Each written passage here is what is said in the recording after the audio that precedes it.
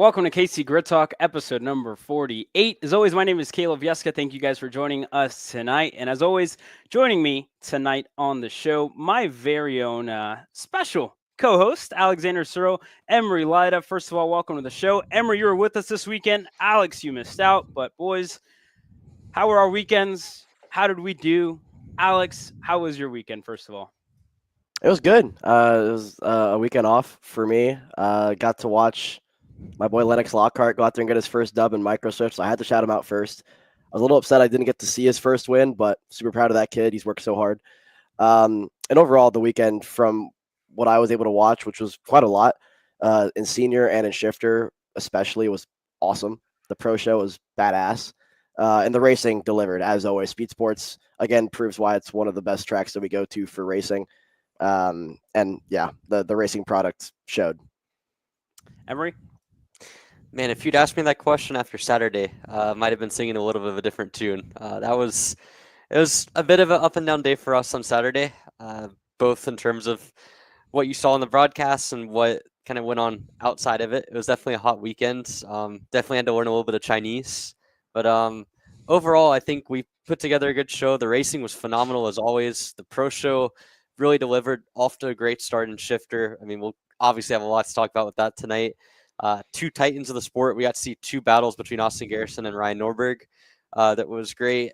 The racing throughout every support class, so it was phenomenal. Like, we saw a lot of good battles. And last but not least, it was nice hearing the response about the Kahoot. I mean, I know you guys are asking about when we're going to do the next one. Going to be on the shelf for a little while. We don't want to oversaturate it, but did take some notes, did hear some feedback on it, and the next one will be great. And who won the last TSRS race in Mini in 2023 was not Nico or Bezo, I can tell you that much. He went flying through the air.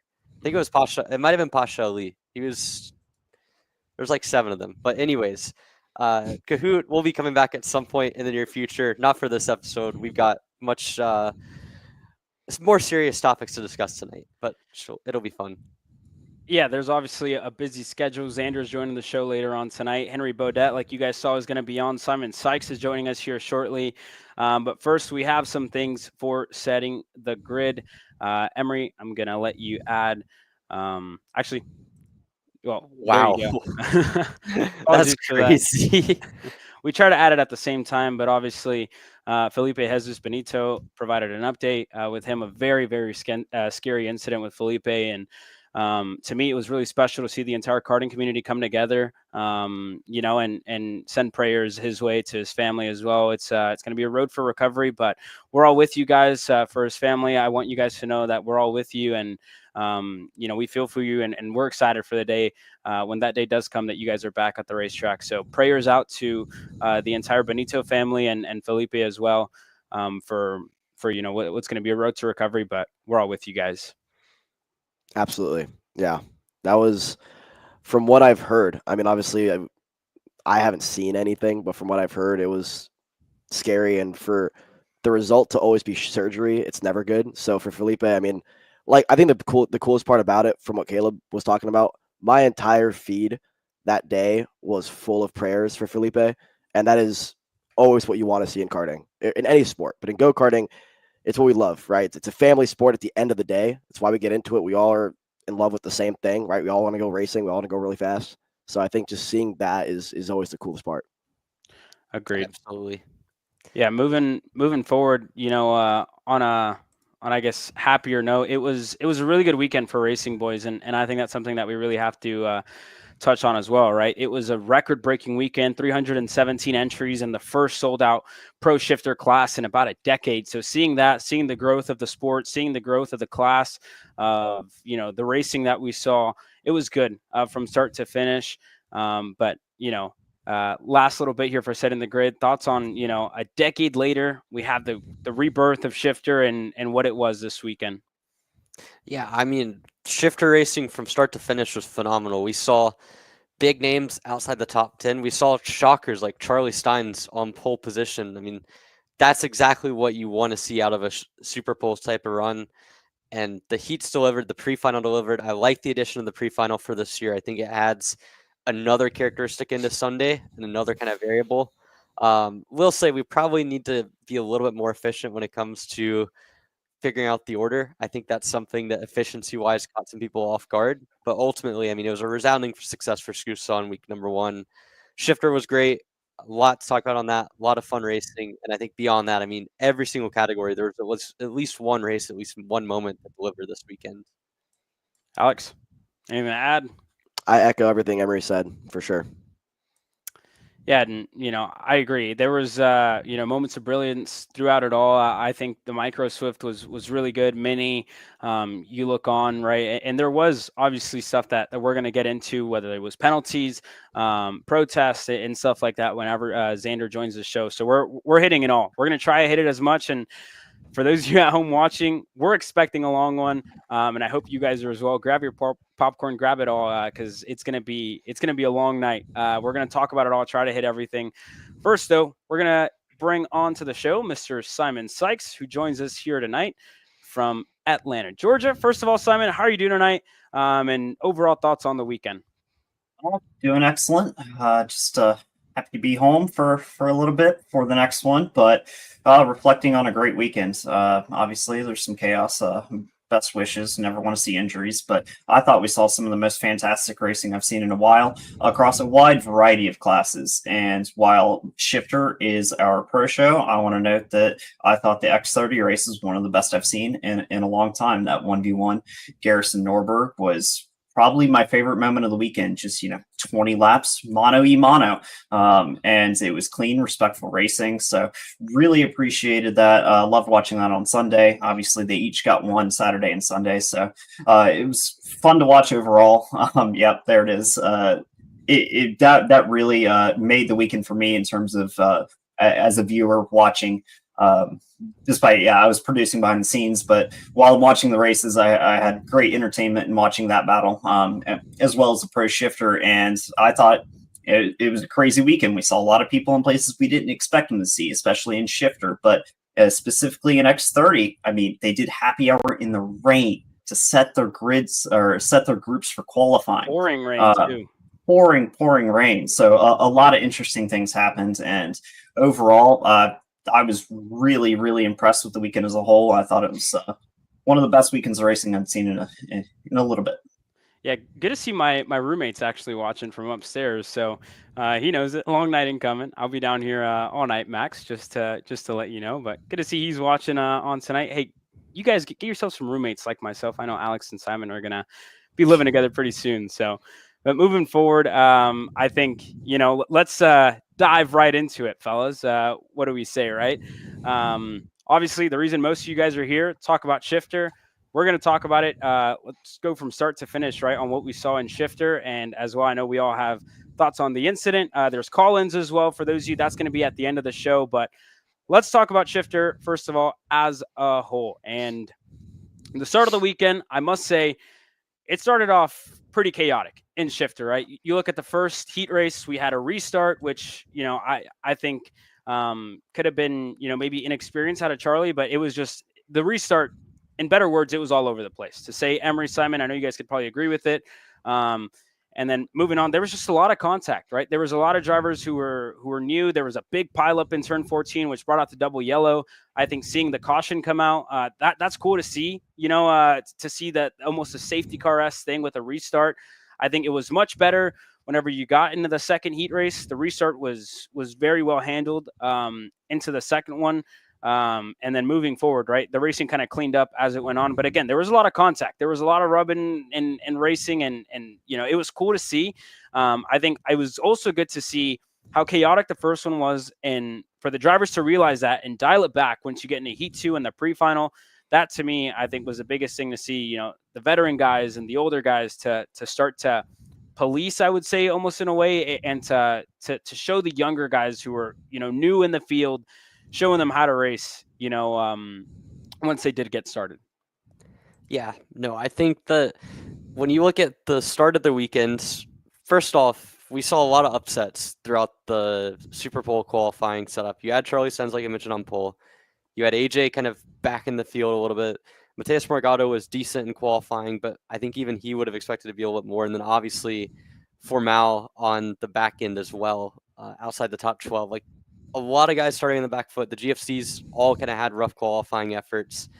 And the first two heats as a result, I felt like were chaotic, like you mentioned, because of that. We saw the restart, which I want to hear Simon's perspective on this. I think that's kind of more up his alleyway. We saw, honestly, throughout the top 10, some scruffy racecraft, I felt like, in the first heat. But ultimately, like, this is the kind of show that we want to see. When you have 44 shifters, you don't want to end up with kind of the same 2 or 3 guys that you would have expected coming into the weekend doing well. I think we saw a lot of parity throughout the field, a lot of sort of mixing up through the weekend. Guys like Charlie Steins fell off as the tires were in through heat 2 and through the pre-final. And one of the things that I felt like was interesting and kind of an evolution is that the results in the pre-final, the speed in the pre-final was way off from what we saw in qualifying. And as a result, you saw guys that qualified well falling back because the tire wear was significant. Speed Sports is a place that can be pretty hard on the tires. And along with that as well, kind of you add in a 14-lap pre-final and then a 25-lap main, the lap 1 to lap 14 is going to be a lot different. So for me, the evolution of the field was impressive throughout the weekend. I felt like the long races was a big positive, as well as the kind of sprint races we saw on Saturday. So as a whole, the format delivered, the field was mixed up, and I think that as a result, we got much better racing than I think a lot of people would have anticipated, just off the basis of, you are returning a lot of the guys that were up at the front of the last Pro Tour, but that doesn't necessarily mean that those guys ended up being up at the front of the field. Simon, I think from you, right, hearing about the restart, and I guess whatever you want to add to the format.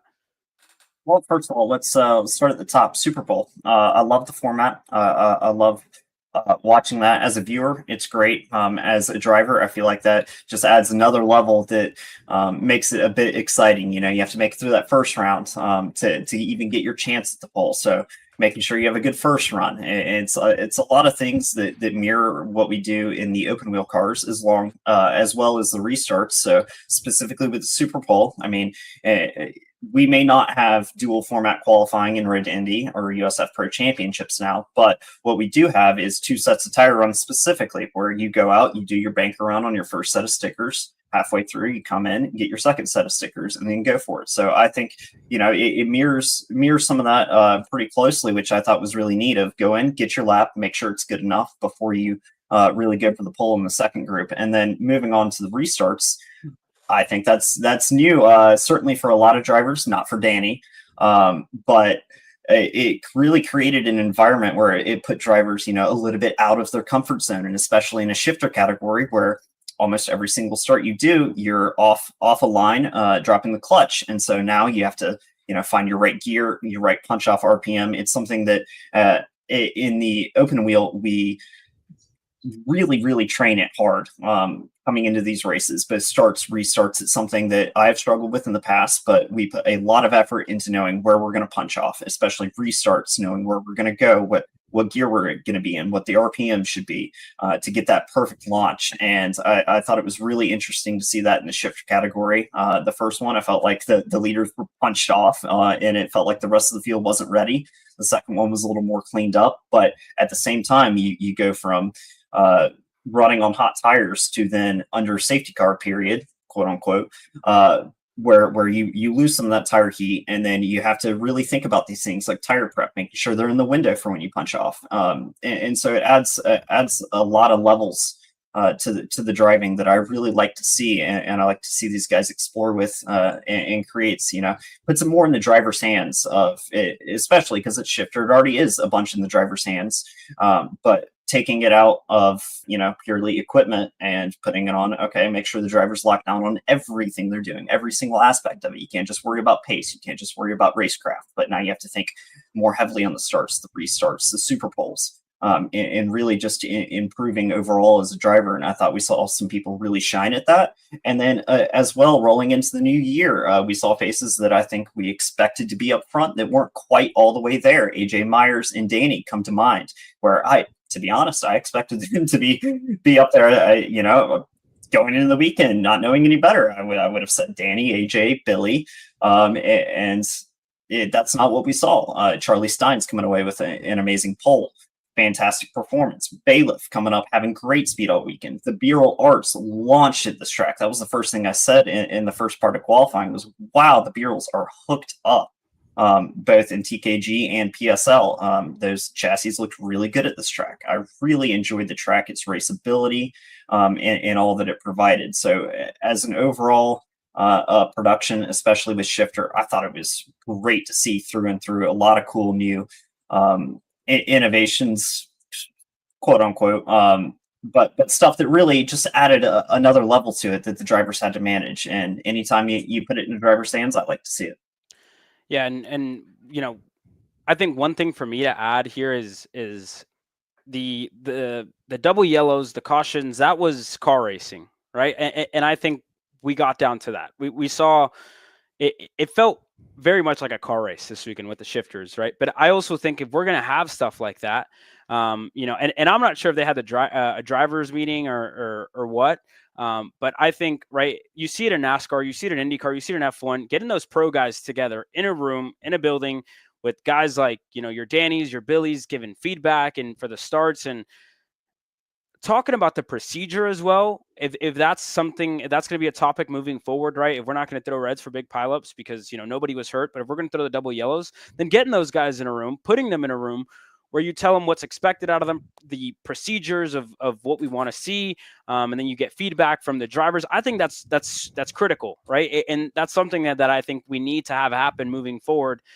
In the pro categories, especially the shifter category, like we saw this weekend, if we're going to have those long races with cautions come out in them, right? So I think that's the only thing that I felt like there was a little bit lacking because there was a little bit of confusion on the restarts where the new guys, you know, they know the procedure that they need to do, where they need to start, where they need to punch off, where the field needs to get back together, where they need to slow down.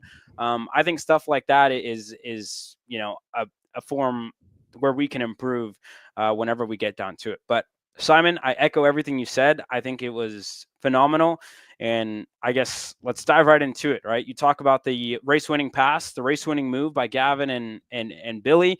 I want to hear your thoughts here, Simon. I want to hear all these guys' thoughts as well. And I know Henry's going to come on after our first commercial break to talk about it as well. But I guess we'll give our initial thoughts on it. And then when we move forward into the show, then we'll have our little debate sesh as well. But I don't know if anybody has a preference. If you guys want to watch it first, let's do that. Actually, let's have a look at it. We're gonna go quiet on our side, but here's a little bit of a replay. You could see the way they were going into the kink that Gavin was winding up for a full-on go for it move, and Billy Musgrave's words in the scale line there. I passed it 2 times, no contact. He obviously doesn't agree with that, but look. This is everything. You don't know how many chances you're going to get at a main event win. That's a week of buildup, an off season to prepare, and as well, a $2,500 swing in the payday purse on today. That's huge.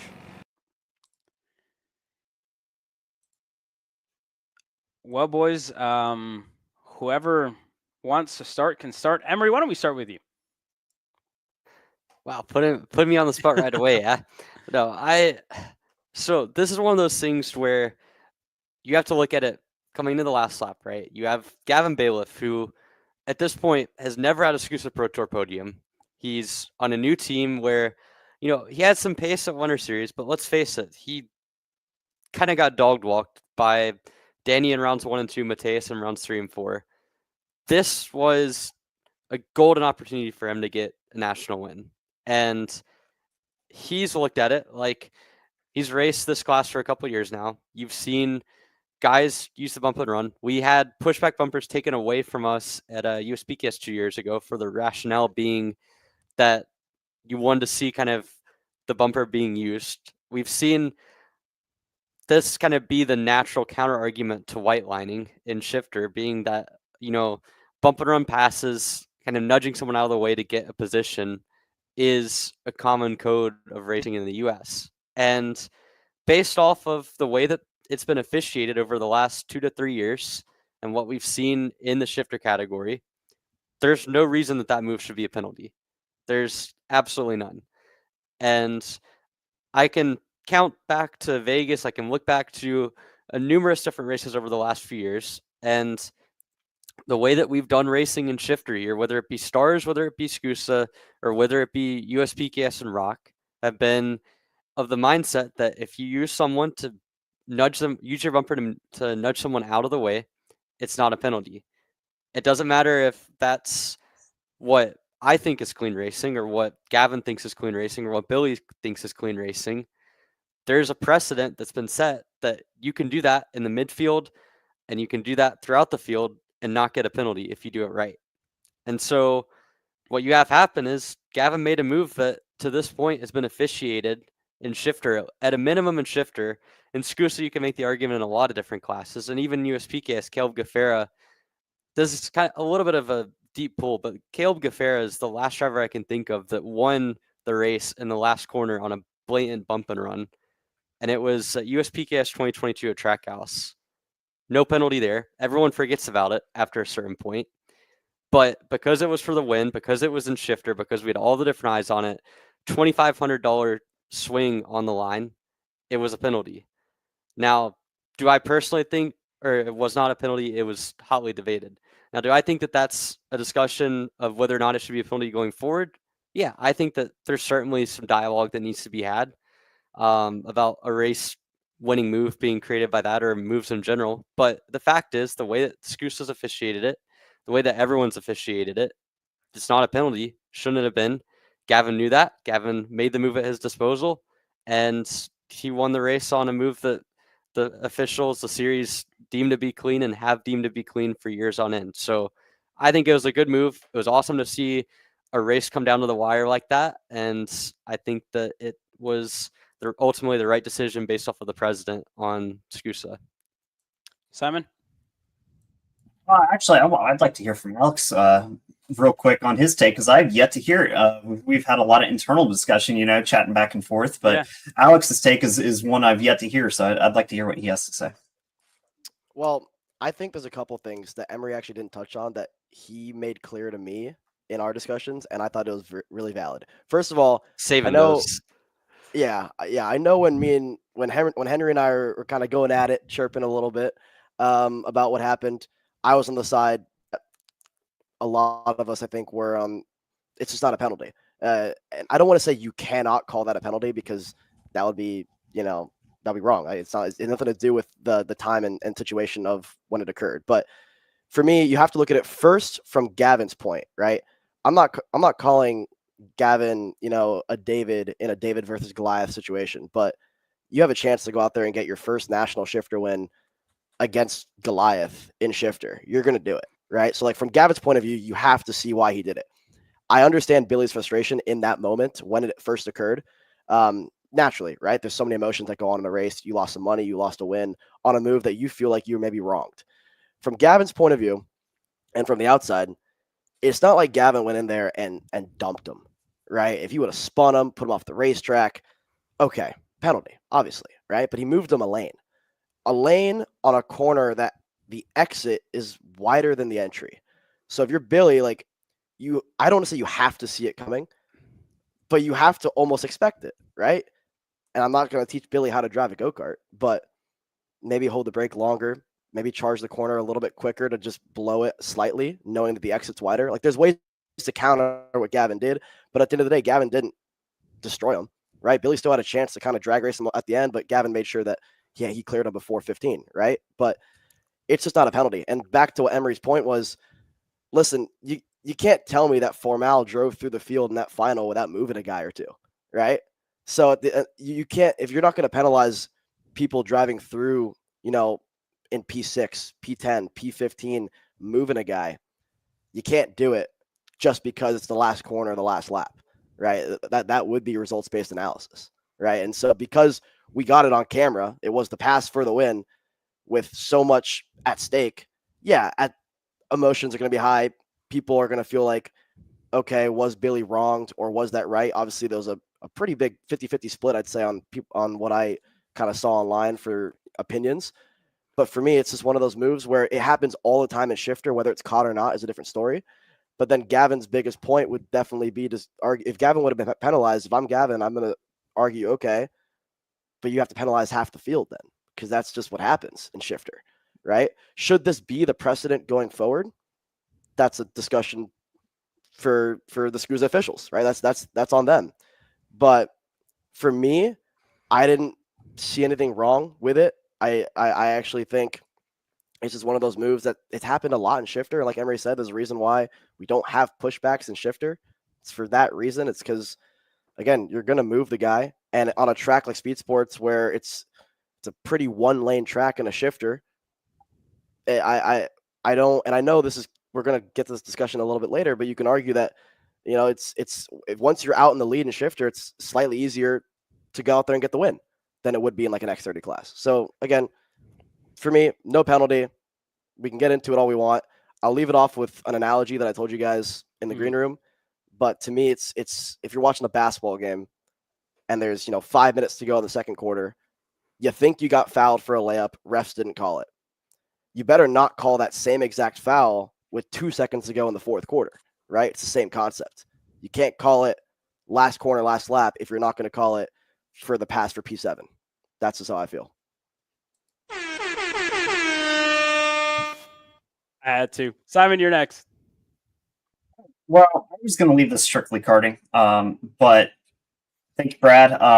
We'll address this real quick. I actually have seen someone feed a wheel in other forms of motorsport.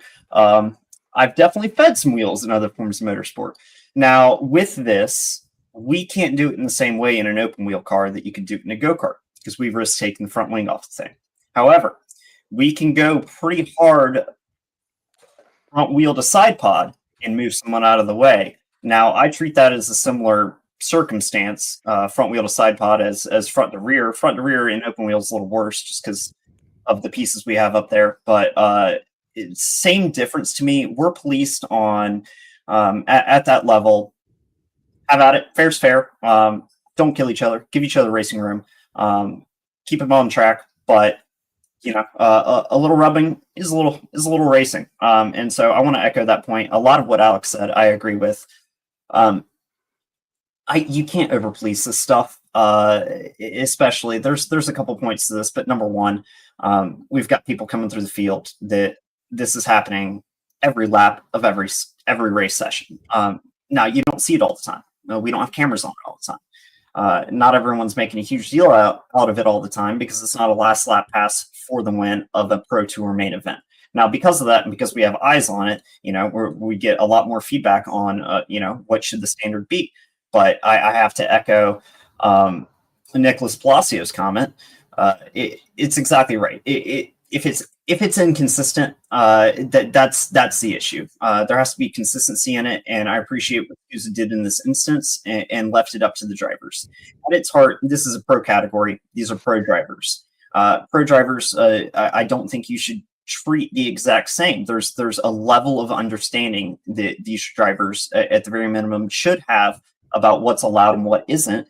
And to me, this falls in that gray area of boys, take care of it on track. If we over police this stuff, I think we push ourselves down a hole where the racing, it's no longer fun. Everyone's getting mad at everything. We're throwing penalties left, right, and center. But even with what Billy said in the post race and in our presser, expect a little love back. He's going to adjust how he races Gavin. And I think that's perfectly okay. You got to know who you're racing against. I mean, it's no different than F1. I mean, a lot of people don't make a lot of moves on Max simply because they're worried they're going to crash. I mean, it's a factor of racing. You have to know who you're racing against and adjust for it. Now, from Billy's point of view, I think that, he is used to racing this category, obviously very talented, a long pedigree within this category that he has, and he went in with the same standard that he's been operating under. Now, I think that was personally a misread of the situation, that he and all of his experience is used to racing guys like Danny or AJ or guys that have been up at the front consistently and have been there. Now, with Gavin, we have our first Pro Tour win for Gavin. It's a big deal. It's a big race. He wants to win it. He went out and won it. Now, we can debate how he did it all day, but I think that fair's fair. He moved him a lane. He may get the same treatment a weekend or two later, but in my opinion, if I'm him, that's worth it. He went out and got his victory. If you have to get roughed up by Billy a race or two later, I think fair's fair. I mean, I don't see an issue with it. At the end of the day, let the boys take care of it on track. They're grown men. They know how to race. They're professional drivers. I didn't really have a problem with it. To echo Alex, I am going to get on Billy a little bit here. I get it. In the same position, I'd be crying all day. You want to advocate for yourself as much as possible. But at the end of the day, I saw him go into the corner low line and expect to be fine. I don't know if he was waiting for Gavin to go high and cross over on the exit, but Gavin chose to stick under his rear bumper and move him half a lane. If I'm Billy, and not saying I would have thought about it on the spot, but again, I think there's two options out of that where Billy wins the race. A big checkup on the way in. If you know he's not going high, check it up really hard so that you're braking 25 feet early. You even getting run through the apex, run through the corner. You're still going to make the apex if you broke early enough, in my opinion, or you get run out even harder. In that case, we let we deal with it after. You can't say exactly what would have happened there, or maybe over attack that corner like we were talking about when we had this discussion. Could he have just bombed through the corner, trusted the exit, grabbed those downshifts a little later and hoped that that entry speed he carried protected him from getting run through from behind? Again, I'm not going to sit here and judge anybody's driving. I think that Billy did a great job within the racing standards that he's used to, but I think that it was a fundamental misunderstanding of the situation that, you have a young, hungry kid that you don't see a lot of this in shifter. These are established drivers. Typically, you have the same guys you're racing. You know who you're around. Gavin's a bit of a newcomer to the very front and sharp end of the field. And it was great to see from him. If I'm him, I'm doing the same thing. It's on the line. That first Pro Tour win, you got to get it. It's one of those things. The wins start coming once you get the first one.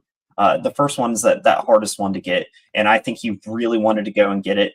And I don't have a problem with it because of how minor of a contact it was. Now in the kart, it may have felt massive, but the end result was a lane up that Billy ended on the exit of the corner.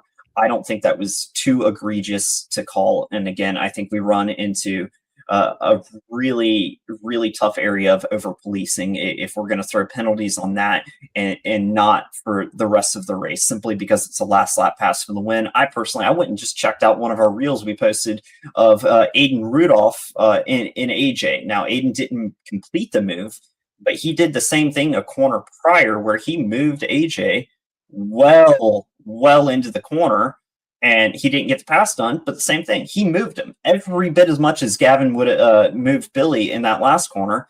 And, we're not calling that. We're not calling all the little stuff. It's hard to police that, and I don't think we should be policing that. I think it's one of those things where it's a pro category. Let the pros be pros. They can handle it, and they'll sort it out amongst themselves. And I think that's a strength that we have in the open wheel world, is that, we'll call some penalties here and there, but at the end of the day, there's a lot of trust placed in us to sort it out with each other before we go in and involve race control. Mm-hmm. Moving on to my point here, I think the incident says a lot about two things, right? I think, first of all, it says a lot about Gavin on who he is as a driver, who he is as a person, and who you want to be seen as on the racetrack, right? And I really think this weekend he showed that, number one, he's a race winner. He's a winner. It would have said a lot, I think, to me more if he would have sat in second for the rest of the race and not even try to make a move. And that would have showed Billy, like, you know what, this kid, I can rough him up next time I see him out on the racetrack. But Gavin showed that he's on the racetrack to, number one, win races. And that's the biggest thing that I saw. That's the biggest thing that I saw in character out of Gavin, and that I saw on the program that Sean has, right? They're on the racetrack to win races, to go out there and win races. You look at last year, the year he had, and I said it in my interview with Gavin, he missed out on the Circle of Champions because of an incident he had with his teammate. And that's money they lost. They lost a year of free entries this year. A year of free racing for the year, obviously travel into it, but that's the biggest thing. He's here to win races. That's the biggest thing I got out of this whole thing.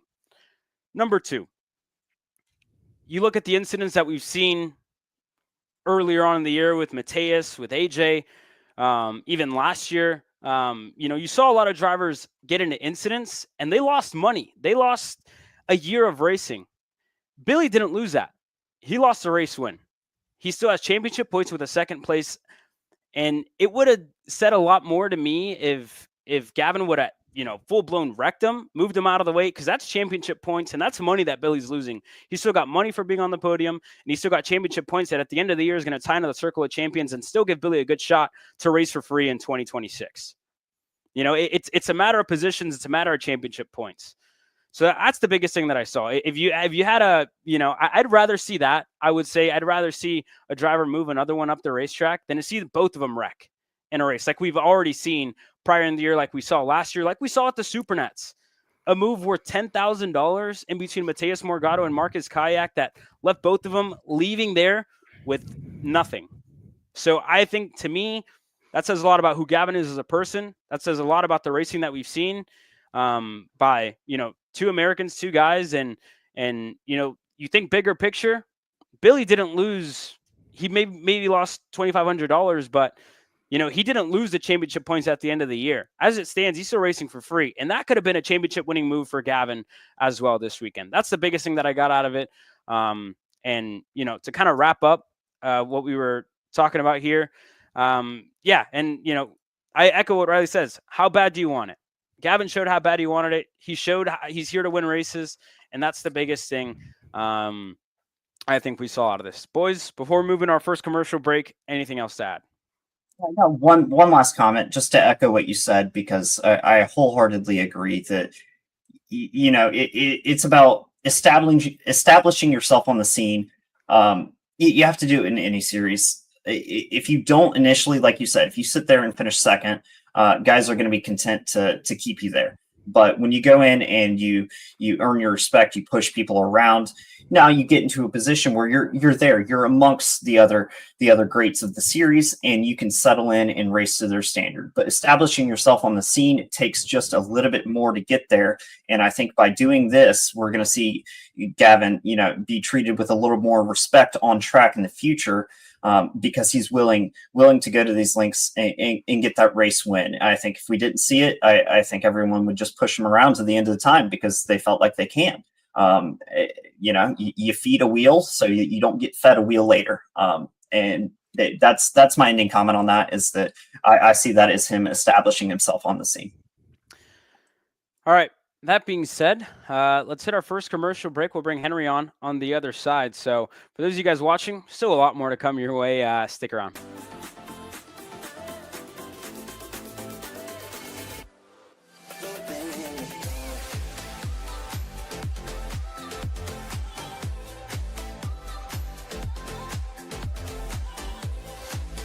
Are you looking to take the next step in your racing journey?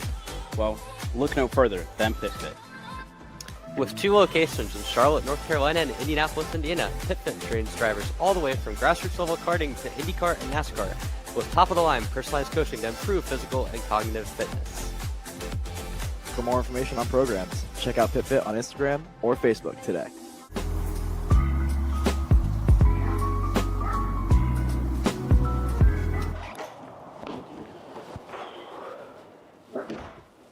Hey, what's up, Caleb?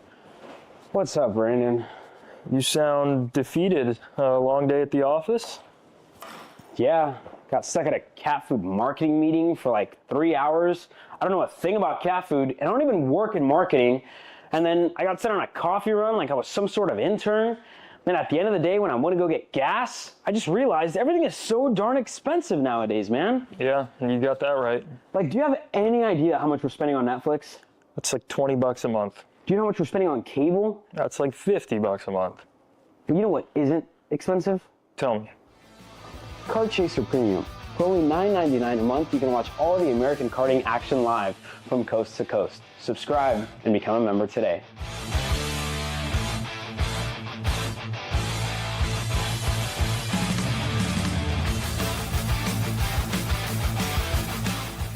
DPK Americas is bridging the gap between the U.S. and the 2-time world champion DPK Alonso Kart factory team in Europe. In partnership with Team Binnick, they offer drivers a complete career path from the Americas to Europe that allows them to continue their driver development on both sides of the world, all underneath the DPK umbrella.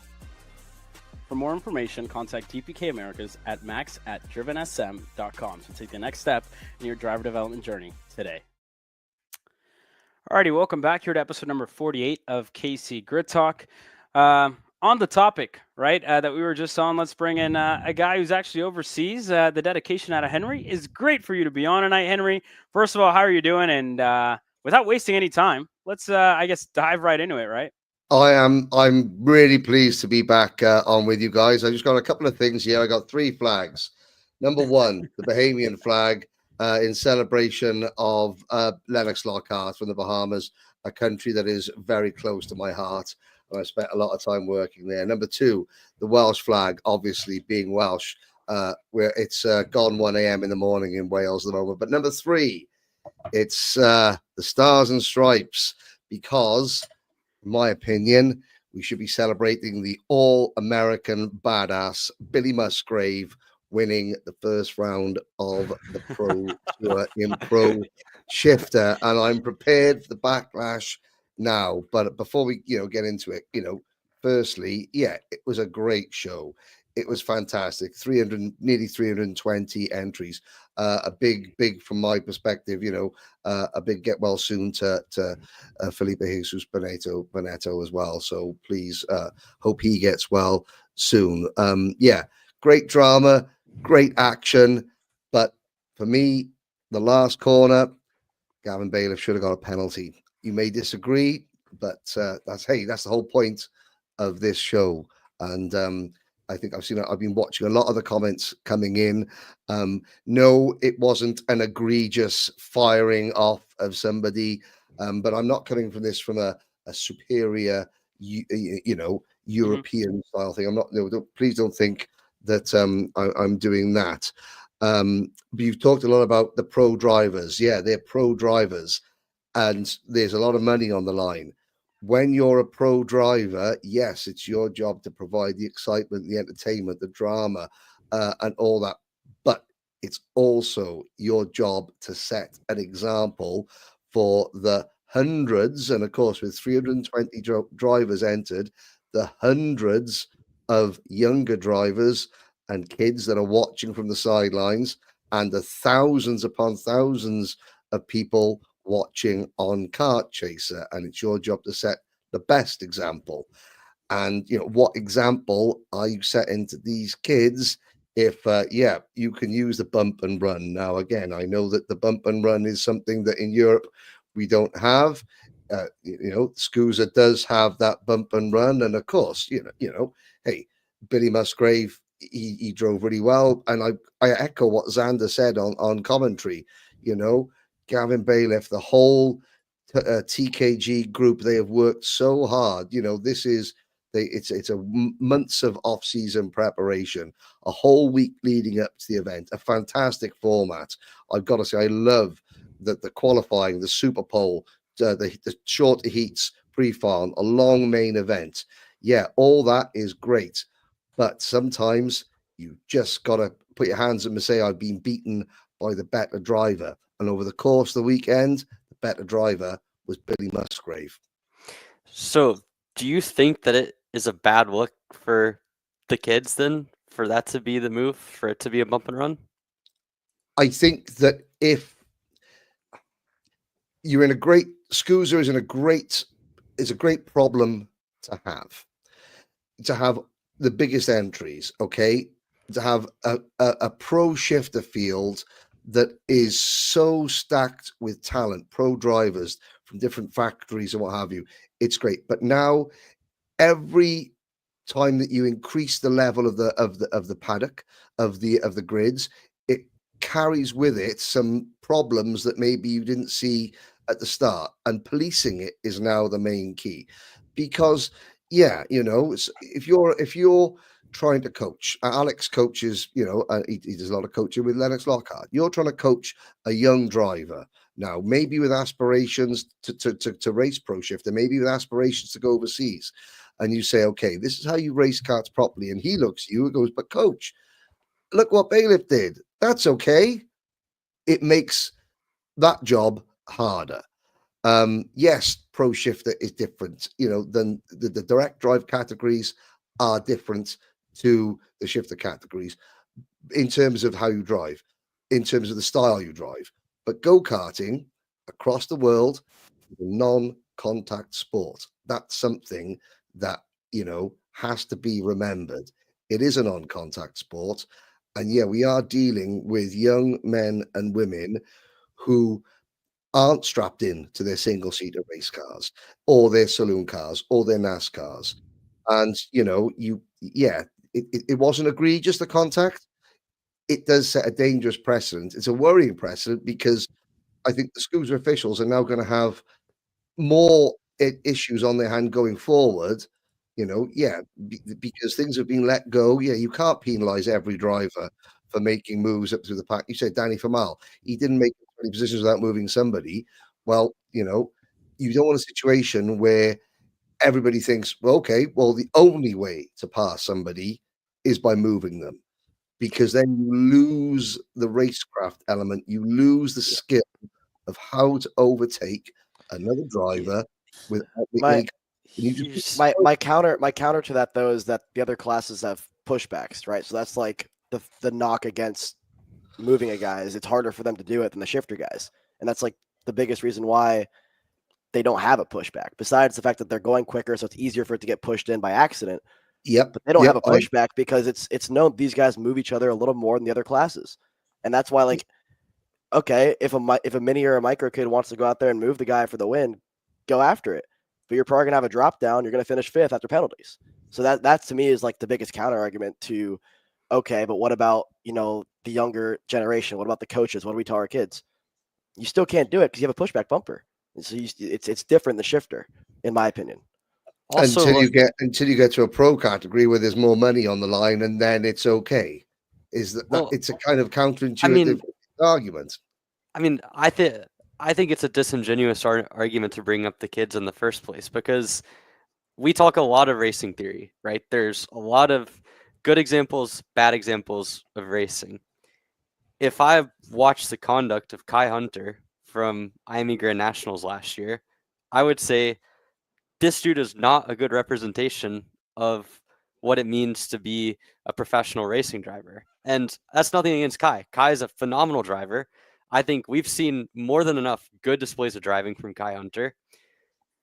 There's good examples, there's bad examples. For me, making a deal about this not being a good example to kids when it comes to bump and runs is a flawed argument, because the notion that racing is a non-contact sport, or karting is a non-contact sport in the first place, is good in practice, right? There's a lot of series that have that kind of ingrained into their rules, ingrained into kind of the code of conduct of racing. There's a lot of drivers that abide by that ethics. But if you look at it in practice, over the last year alone, there's numerous different examples throughout the world that you could point to of racing drivers inevitably having contact coming into corners, having races decided on contact. And I agree, yeah, Henry. I mean, even the world, even the FIA World Championship, the junior race, the last lap was last corner. Yeah, the last corner, and I mean, but hey, whether that was a penalty or not is up for debate, because there was contact. But it's just, you have to, there's what's the goal here, the worrying thing. And I know that when we had this conversation on Sunday night afterwards, my worry is that we don't want to be looking back at this in 4 or 5 years time saying, oh gee, do you remember when we had 43 pro shifters lining up at Speed Sports? God, those were the days. Because it turned into something more than this. A slight bump and run to win $5,000 last weekend could turn into a bigger bump and run if Billy wants to get revenge on Gavin. And I'm not think, and then people start to leave because it becomes bumper car racing. And you think, okay, well, do you know what? Why am I sending a driver from France or from Spain or from the UK? Why am I paying somebody to race his car to get smashed around and to end up with a $5,000 or $10,000 repair bill? Do you know what? We'll go race somewhere else. we want this to be the start of a golden era again. You know, we want to be looking back in 5 years' time going, you know, yeah, where there's 43 of them in the final after eliminating another 20 pro shifters in the prelims, you know, and the only way you're going to get that is by allowing, you know, allowing the drivers to be pros, but also just to remind them that there is a responsibility that they carry with them. We have much bigger issues in karting right now in this sport that are going to kill the fields possibly way quicker than bump and runs. Because ultimately, as we can see based off of the comments that we've gotten on this show, there's a host of pro drivers that disagree with the take, whether it be guys like Michael Riccio, Josh Conker that have made their comments tonight. Like, the drivers themselves have their take on it. And if they think that way, it's going to be clear to Gavin Bayliff at some point. You know, if that's an unpopular move, like, he'll hear that and he'll get raced accordingly, not just by Billy, but for Gavin in that moment, he chose a calculated move. The worst case is he ends up in a situation where they give the place back.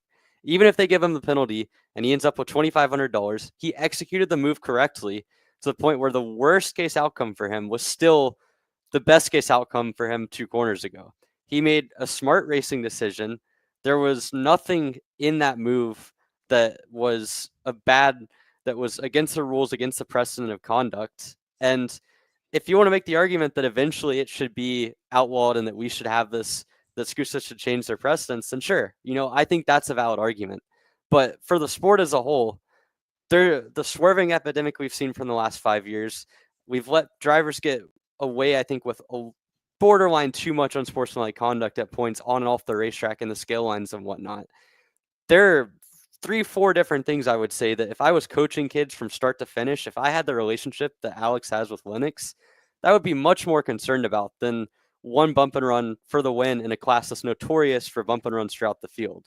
I think if we're focusing on kind of making this reform for what it's going to be like for the kids and kind of setting a bad precedent for the sport, I think it's the wrong way to go about it. If we want to say that it's something we want to phase out, sure, I get it. But there's so many bigger issues. What Gavin did was 100% within kind of the right play to make. And ultimately, we can't be too focused on trying to fix an issue that to this point hasn't really like materialized. Maybe 3-4 years down the line, if there's egregious bump and runs, if there's people straight up crashing people for the win, which we haven't seen out of Gavin Bayliff, we haven't seen on a bump and run type of move. We certainly saw it at Supernats. We've seen it with AJ Mateus this winter.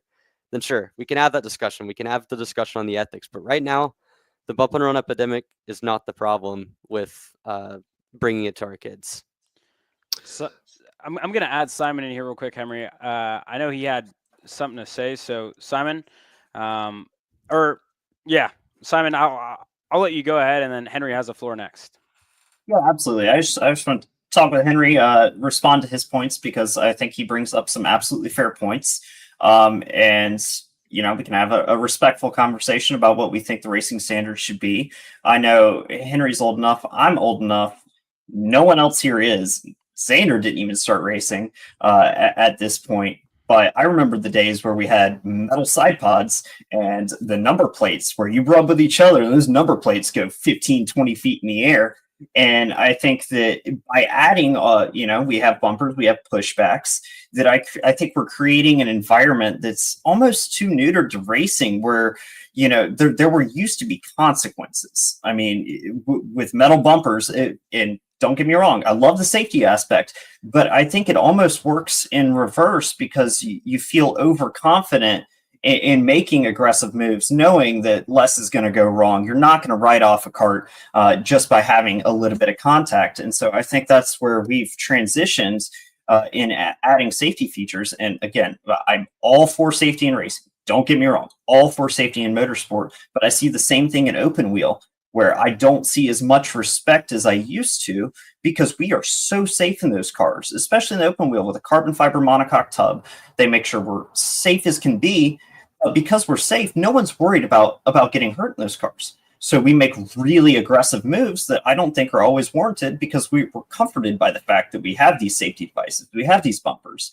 And so I think that's kind of a hot topic of having these devices and what's the limit to using them.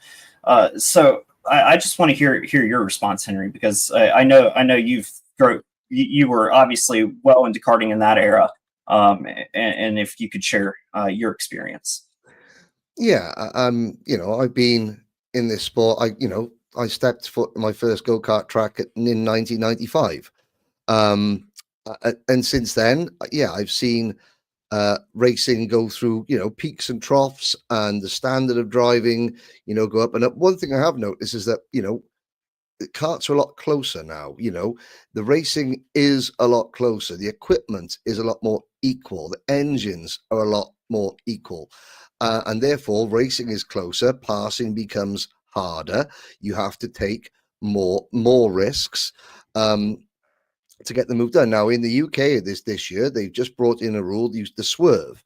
It's now you're no longer allowed to go to defend the inside and then swing out right at the apex to take the racing line into the corner. You commit to the inside, that's it. And if someone wants to drive on the outside of you, you can't then move out and sort of like ease them off. It is. It's obviously there are still injuries in karting. There was one this weekend, and for every bit of safety aspect, we shouldn't forget that.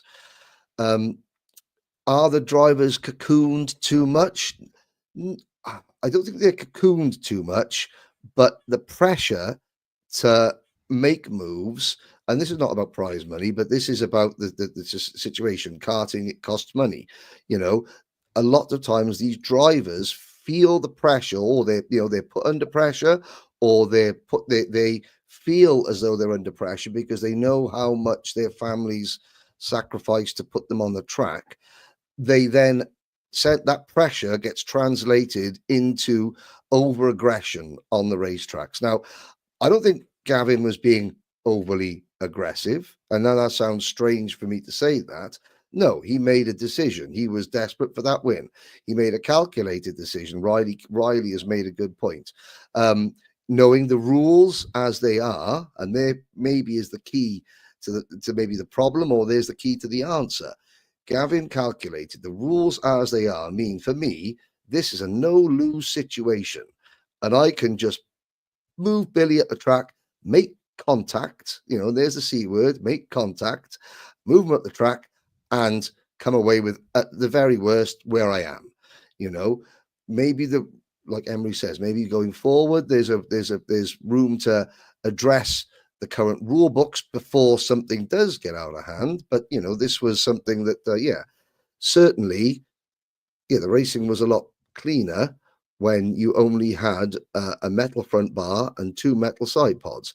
However, karting was a lot, we don't want to go back to that because we don't want to see kids flying out of cars. We don't want to see injuries. So we have to protect the drivers as much as possible. The rules need to protect the drivers, the drivers need to protect the other drivers. But when you have so much on the line in the sport in general, these young men and women, they do and react stuff. And you, Simon, you see this, you're on the road to Indy. There are people that, that are desperate to get the chance to race in the Indy 500, to be an IndyCar driver. And that takes them to places that they wouldn't normally go to out of sheer desperation. It's your one shot. I don't think for a minute that this was Gavin Bayliff's one shot at a national pro win, because I think he's very talented, and other times will come his way for sure. But you're looking at there's such a boom in American karting. If, for example, the KZ2 World Gearbox Championship came to the US, that would be an incredible event. I was watching the interview that Dale Earnhardt Jr. was doing with Lake Speed, the US's only world karting champion. Now, the World Championship comes to the US, they run by a very different set of rules, and bump and runs are not, encouraged, or they're not allowed. Would that be doing American drivers any favors on the world stage by knowing that, hey, it's just part of it? Hey, this is the way we run. Well, is that going to help American drivers become world champions? I don't know. Real quick before you, Caleb. Sorry, I just respond to that real quick because absolutely a lot of fair points in that. I just want to just quickly note to Alex that I'm not for reducing safety equipment in any way, shape, or form. I only brought that up is a talking point that I still see incidents, and the main reason that I felt like I didn't really want to see a penalty here is because I saw much worse throughout the weekend, throughout the start of the year. We had Kai at Orlando, we had AJ and Morgado get into it, and we saw 6 flips this weekend. That's never what you want to see. So for me, it was small little things that I found a lot of the other incidents much worse, and obviously you want to create a standard of safe racing, but to me it was just small in comparison to a lot of the stuff I saw throughout the weekend. And like, I agree, right? Like, I agree with all the safety part, but we're not talking about a swerve. Like, we're not talking about a wreck. We're talking about a bump. We're talking about a bump. If it was something else, if it was a wreck like we saw in the winter with obviously AJ and Mateus, and okay, bring safety into the question, but we're not like, let's not, go on an extreme side of it, because what we saw was a bump for the race win. It was, I would even go as far as saying a tap for the race win, right? So yeah, I agree with safety. I agree with everything, pretty much that was said, but it's not like, I don't want it to be seen like we're talking about this big swerve where you want to, safety precedent. Like, I agree with that. I would say, right, Henry, like, but shifter, I would say, is a different discipline than what we see in KA. The line is different. The exit speed is different.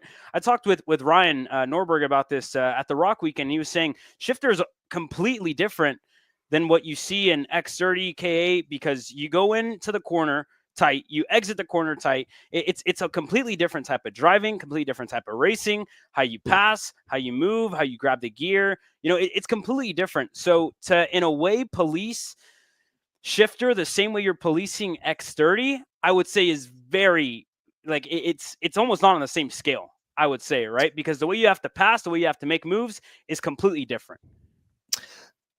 But shouldn't, so pro shifter, it should be harder to overtake. You're looking at a micro Swift race, and a mini Swift race, sometimes, a junior race where there are 10 carts, chopping and changing for the lead all the time. But that's what we shouldn't have that in pro shifter. Pro shifter should be harder to race. Some of the best races you see haven't got 57 changes of the lead.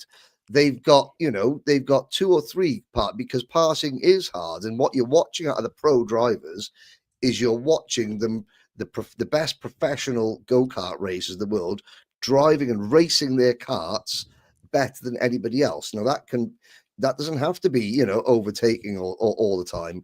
That can be, a chase. It can be a defense and an offense. And, but so we're not looking for, pro shifter is spectacular in lots of other ways. But I mean, Ryan Norberg and Austin Garrison showed that, you put 4 wheels on each corner of a go-kart, no matter what the engine, no matter what the class. And if you want to, you can have the most spectacular mano a mano or womano duel, head to head, and keep it as clean as a whistle. It can be done. It can be done. It just, wasn't on that occasion in pro shifter, which is why we're all here talking about it, which is I got to say, it's a great way to kick off the season, because it's storylines, and I can't wait to come out. I think the next time out in the US and to go into the TKG tent and be greeted warmly by the neck from Sean and Finnegan and Gavin. But hey, that's this is what we're talking about. It's great stuff. Well, yeah. I think you bring up a fair point, and I do want to say that you talk about the mano a mano, that we saw the absolute gold standard of clean racing perfection from Ryan and Austin. Now, there was some hard, aggressive racing in that Sunday X30 main, but that was, in my opinion, the gold standard of what racing should be in terms of respect for each other, lack of contact. They both went at it, but they didn't take it past the line. So the argument's up for debate in Shifter, and I think Henry brings up fair points. I don't want this to be gang up on Henry time. But I think we all have our opinions, and this obviously a hotly contested topic because it falls right in that gray area. It was so on the line in that gray area that we're able to have these discussions about it because it was neither fully clean nor fully dirty. So I think that's where we can get a lot of perspectives on it, and I really appreciate Henry's take as well. I agree. I don't. This isn't a beat up on Henry because, whatever. Henry's British, whatever. None of that. But we still have Welsh. Goodness gracious. Apologies. Wow. That being said, though, not beat up on Henry because he's British. Beat up on Henry because he's Welsh. There we go. That's okay. Perfect. I can handle that. I'm waving my All American badass flag. This is my Billy Musgrave moment. Come on. All right. Well, on our side, quick commercial break. After this, we heard from Henry. We heard from Simon. You guys have heard from us. Xander comes on the show to say what he has to say. We'll be right back after this quick commercial break.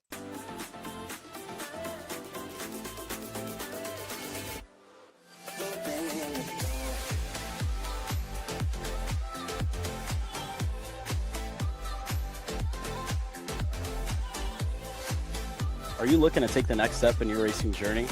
Well, look no further than PitFit. With 2 locations in Charlotte, North Carolina, and Indianapolis, Indiana, PitFit trains drivers all the way from grassroots level karting to IndyCar and NASCAR, with top-of-the-line personalized coaching to improve physical and cognitive fitness. For more information on programs, check out PitFit on Instagram or Facebook today.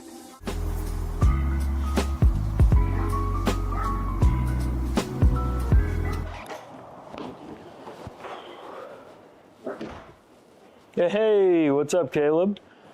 What's up, Brandon? You sound defeated. A long day at the office? Yeah, got stuck at a cat food marketing meeting for like 3 hours. I don't know a thing about cat food, and I don't even work in marketing. And then I got sent on a coffee run like I was some sort of intern. Then at the end of the day, when I want to go get gas, I just realized everything is so darn expensive nowadays, man. Yeah, you got that right. Like, do you have any idea how much we're spending on Netflix? That's like $20 a month. Do you know how much we're spending on cable? That's like $50 a month. But you know what isn't expensive? Tell me. Kart Chaser Premium. For only $9.99 a month, you can watch all the American karting action live from coast to coast. Subscribe and become a member today.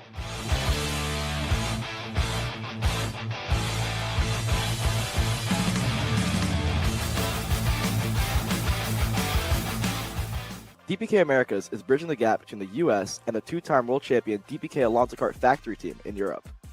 In partnership with Team Binnick, they offer drivers a complete career path from the Americas to Europe that allows them to continue their driver development on both sides of the world, all underneath the DPK umbrella. For more information, contact DPK Americas at max@drivensm.com to take the next step in your driver development journey today. Alrighty, welcome back, and I think this is a moment we've all been waiting for, but he's here. He's ready to talk about it, Mr. Xander Clements. Oh, it's not working. It worked for, well, all right, whatever. That's good enough.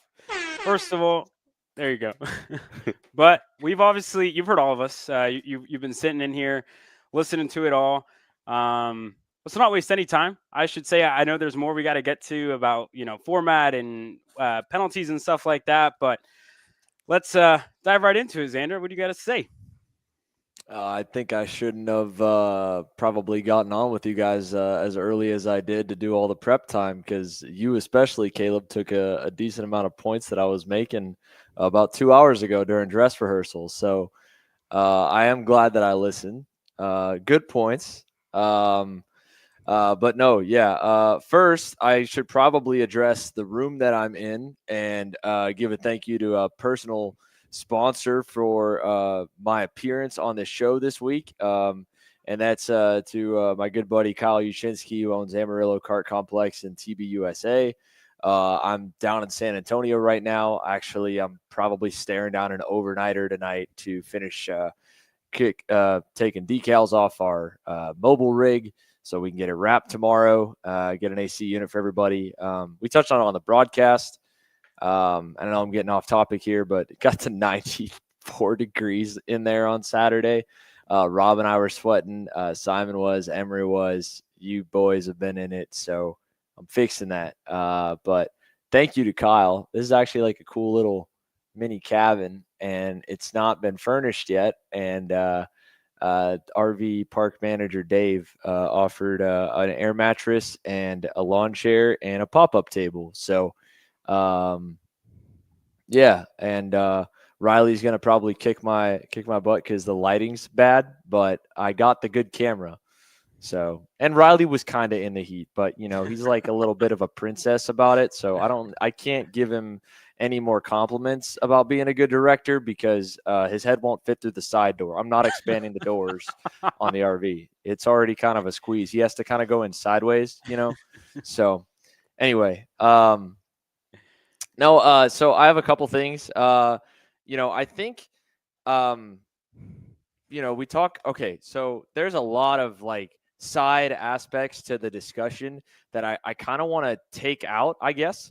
And I don't know, like put to bed, right? Like there's a lot of split decision of whether or not this should be okay. And that's like the stuff on the nose. But first of all, everybody like over the last like couple months, been giving a lot of thought to like the word respect, and I think on track, it's synonymous with fear, and what you're fearful of back in the day was absolutely getting hurt. When people would say that drivers respected each other more back in the day, I don't think that's really that accurate. I think they respected the fact that they had a higher chance of getting hurt.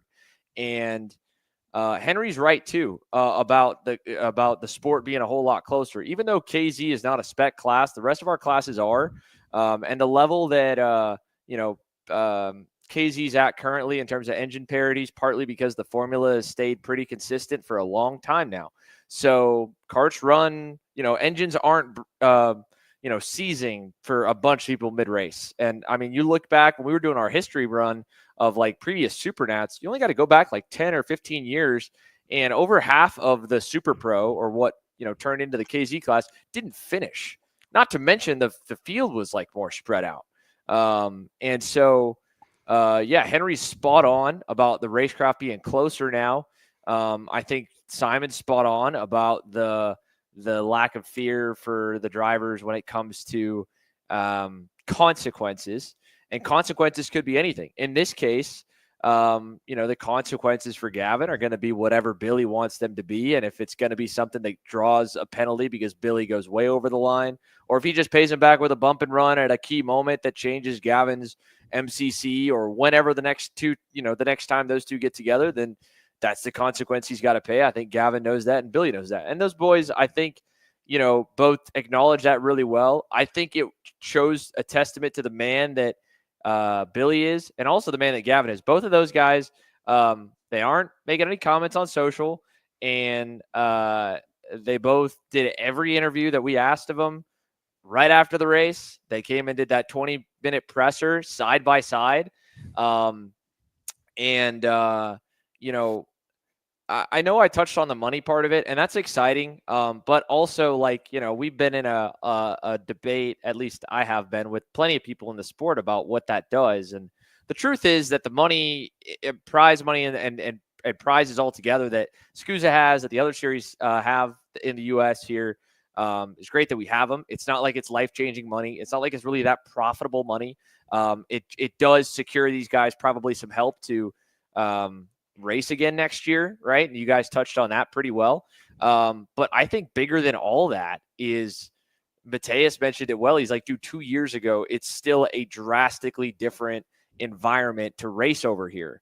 And it is a bigger spotlight for Gavin and for Billy off of 30 seconds of their lives than I think any driver in karting, outside of those like crazy entrances, like Luca Corberi throwing a bumper at a dude at Lonato, right? And I think we're seeing a lot of these like pressure cooker moments and the evolution of the sport so fast that for me, talking to the drivers, watching them go through it, going through some of those moments myself when I say something on one of these shows or on commentary. And I mean, I'm in the middle of a 12-hour day. And that's something that someone hooks on because that's the only time they tune in, or there might be the clip they watch or whatever, and they get a certain impression. And then it goes to a lot of people. You know, I mean, the fact that we're talking about a regular season American national race and the European champs are coming up this weekend for the opener. I mean, social media is quiet. I only even know who's been racing where between a couple of team announcements and following Marin Kremers' socials because he is hilarious. Beyond that, I don't know what the hell's going on right now over in Europe. And I say that lightly. Obviously, I pay attention, right? But point being, like, dude, put yourself in either one of those guys' shoes and know that in the last half of that race, like there is, and they mention it, right? Like there's another level of pressure. There's no other go-kart race in the world with a 50-foot Jumbotron. And these guys have had to go through that 2 years in a row now, only 2 years at Supernats. Like the fact Mateus could watch himself on the big screen while he was driving around, the Euro guys talk about it too. They're not used to that. So I think you're seeing a lot of moments that are under extreme scrutiny for, again, like you said, Emery, probably like for no reason. We've got a lot bigger racecraft issues. Now, you want to talk like precedent to set and stuff like that. I think I want to get to my like overall thoughts on it as a guy who actually was, you know, made a big point and clipped myself talking about getting rooted in that corner in a much different scenario a year ago. I can tell you that it was probably a bigger hit than camera shows. And I think if you talk to some of the shifter guys, they'll mention that too. It looks light, but it's a slow corner. It's an easy corner to get through, and the karts naturally have a lot of grip at low speeds like that. So, I mean, even like Danny, right? Like Danny last year, everybody knows Danny flying over those curbs at Orlando. Danny mentioned Mateus kind of just barely touching his right rear bumper as Danny was going to kind of grab the clutch for like a little extra launch out of that hairpin, right? And to Danny, that was a big hit because it knocked him out of shape. And then all of a sudden, you know, as his hand slipped on the clutch, boom, he went off the track. Mateus got by and whatnot. So, but circling back, I think as a racer, like a pure racer, it's the second best scenario that could have happened on the last lap. I think the first best would have been a Garrison Norberg type battle, but you just rarely get that. I mean, Billy is too good, and I think Gavin knew that to slip up and be able to cross him over. And he'd already seen him defend there a lap before and other laps before, right? So, you know, this comes second because, like you said, Caleb, they didn't crash off the racetrack. These two guys are still 50 points ahead of the rest of the field in the championship. Yeah, there's a swing in the race win. Yeah, Billy didn't get the win. But as like of all the potential outcomes of that race, as a racer, as like a fan, this was like number 2. Maybe number 3 would be like nothing happened. You know, I think it was kind of exciting. I think it was cool that they were going at it and they want it that bad, race, championship, whatever.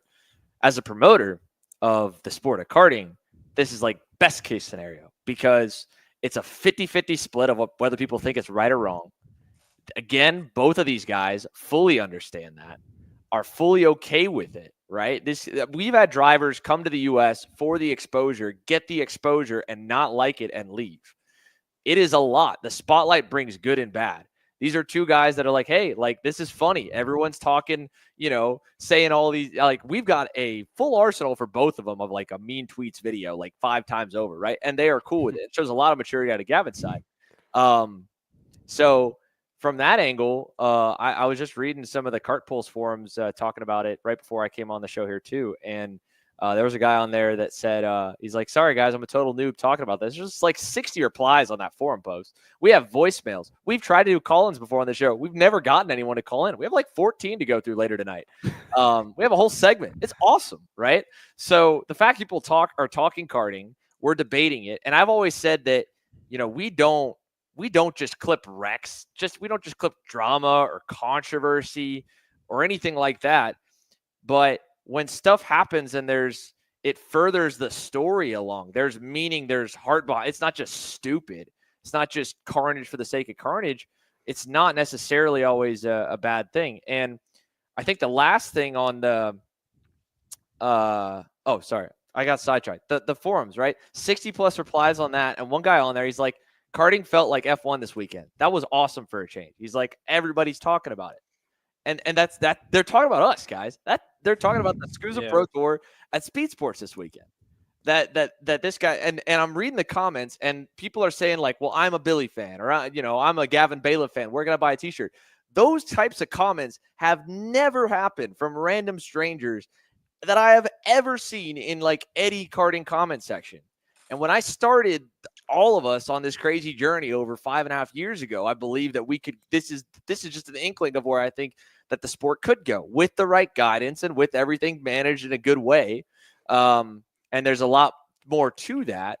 And there's a lot of bad that can come with the good. And that's why I think, like a racing purist maybe doesn't want spotlight on it, but that's really cool. And if the ultimate goal is to have the most talented racing drivers getting more opportunities to race a vehicle, go-kart, car, whatever, and we accomplish that, then it's job well done. So the fact he said that, he's like, sorry, guys, I'm a noob. I'm just getting into this, but this is awesome. I can't wait to watch MCC. Like, that's great. That's what you want. So I wanted to knock that out, and then I wanted to talk because I had a really good conversation with Dalton Egger. I've had great talk. I had talked with Dalton extensively Sunday night. I had great talks with Bo Barfield. I don't know if everybody knows this that watches us. I'm sure a lot of our newer fans don't. SKUSA Race Control is like 90%, if not the decision makers when it comes to the on-track and off-track, like driver penalties and stuff. IMSA Race Control. And a lot of them have experience in IndyCar. A lot of them work race control when F1 comes to America. A lot of those same people also work the other major U.S. karting series. So when people kind of talk down on the officials, it comes from, I think, just a general lack of understanding of who they are and probably haven't never talked to them and just seeing the outcome. But I can tell you from talking with them that one of the big differences in America is that because the drivers control the market, right? It's not a nationally mandated series by an ASN. They've pushed SKUSA back from being so in their face with nitpicking penalties and really using their video system. This is like a slow trend over the last couple of years. From Henry mentioned that the UK is this year instituting a policy of, Henry called it the swerve. Here, it's been known as the blocking rule, and not the reactionary blocking rule, the rule of if you go up or if you go down, you can't go up, specifically to make it where you can't have your cake and eat it too. If you want to not get passed down the inside, you have to sacrifice having a good arc to the turn. You don't get to have both, right? We've had that for a while. And so SKUSA was at very first calling guys moving like a quarter cart width, locking up to the opposite side of the corner, just barely nosing it to the opposite. They weren't even moving their hands. The brakes turned the go-kart, but it got them a little, like a foot over to the right. And they were calling those. They were calling little nudges and everything. And all the teams and all the drivers, or at least enough of them, were loud enough to say, hey, back off. We can handle this. And then as well, to relay the message as the age categories go up, back off. We don't want you as much in our business, right? And so, the other part of it is that, like, okay, SKUSA does make this penalty. Let's say they do. Let's say that never happened. If I go and take a kid that I'm coaching to a European race, to an American race that's big, and the kid's kind of green, So I'm telling them the basics. We're going to run on the back. We're going to run 30th to 40th. We're going to get punted, and a penalty's probably going to get missed, right? So on the flip side, how do you explain to that kid? There's like Henry's saying, there's a lot of other precedents you could poke at too, or Emery, to Henry's point. Like, I mean, what do you say? What you tell him is exactly what Billy said to Gavin. Don't let that kid push you around. Go hit him back, because there's no one that's going to look out for you. So I think there's something to be said for like the not a reliance on officials to do every bit of consequences. And that goes all the way up in racing, right? Like, I mean, we're talking about consistency. I think that's a fair argument. The problem with consistency is that you don't get adjustments as racing changes, cultures change, go-karts change. You can't be consistent for 70 years. So, but I wanted to give a little bit of insight to that I actually think that I don't think SKUSA or its officials are really struggling with the meteoric growth in terms of like the extra spotlight. I do think it's an extra pressure for the drivers, and I think you do see maybe some more moves that aren't even related to the prizes or anything. I think just, dude, like, I mean, I know it's tough when we get a couple negative comments, right? So I can only imagine, how good these guys have to insulate themselves now, like any other racing driver. But it seems like to the nth degree, because everyone in karting feels very special and definitely thinks that all their opinions matter, right? Like here we are, we're an hour and a half in, a long way to go. We still got call-ins to listen to. So, yeah, it was a decent opening monologue, I guess. I'll try to keep mine a little bit further down than everybody else because, it's your guys' show. No, but it was great. Honestly, a lot of insight out of that too. I think looking at it of where we are as a sport now, of where we've been, where we want to get to.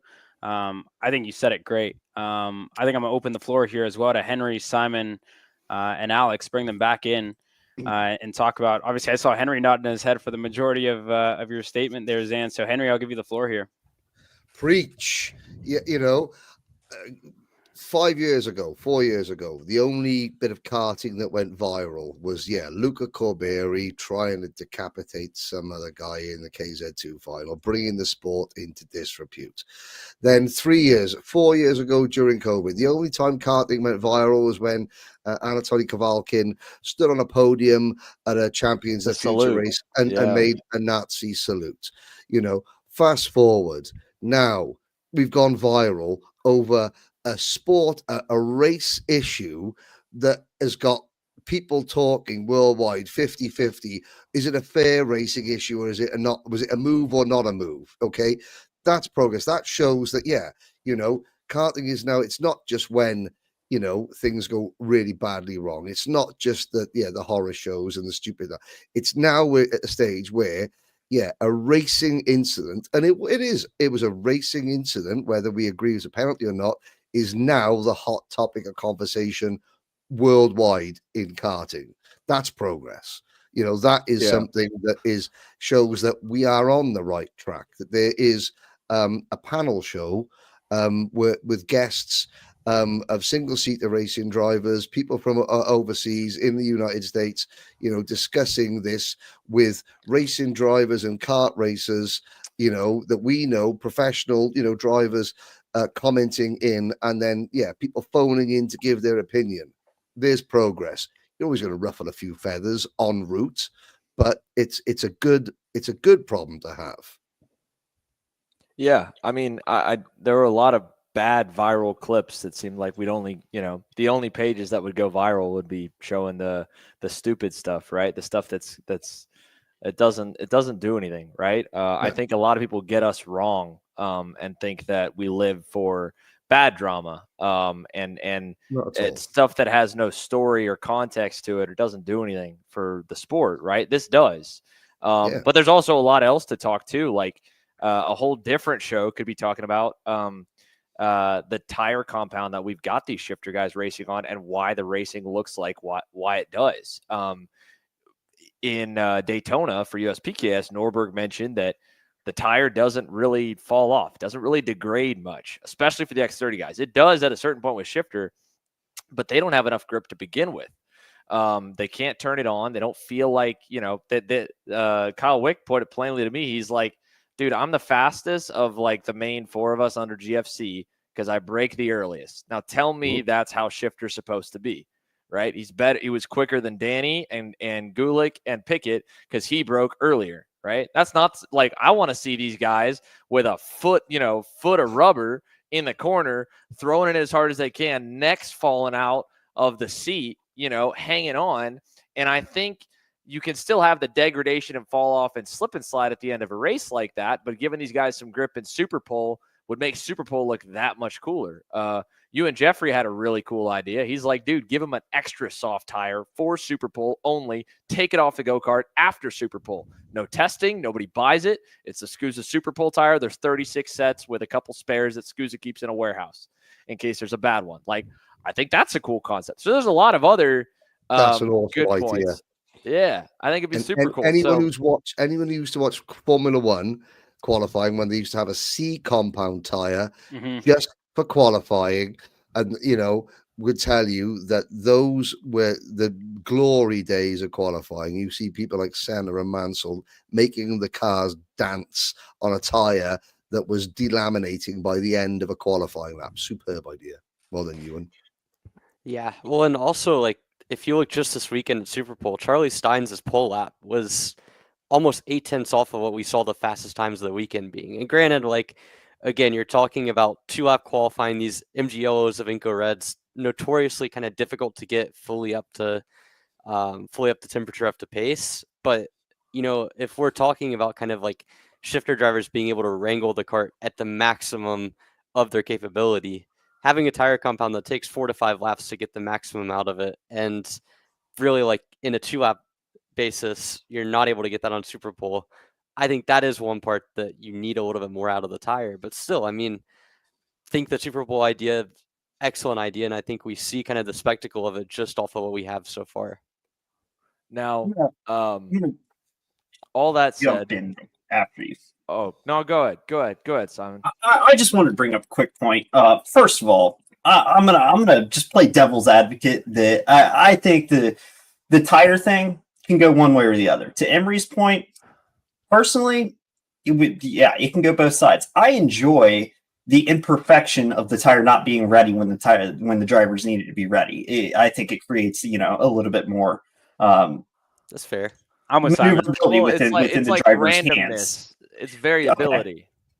So there's that. Also, on the braking side, I'm going to disagree a little bit with Xander, and respectfully, but I think that braking early is not necessarily a sign of a bad tire. I think that you can often see that in a lot of different series and a lot of different places, and I would not have been on this side had I not gotten walked by Phil Dennis so many times in iRacing that I finally learned I had to brake early to go fast. And even he is bringing up the fact that in Europe, in IMSA GT World Challenge, that the drivers are starting to use that quote-unquote iRacing braking trace, brake earlier, and get the roll speed out of the kart. So, I again, on that, I'm not sure. On the overall karting point, I think it's great that Henry and I can sit here on opposite sides of the conversation, because I think it creates a great talking point. We can respectfully disagree or agree.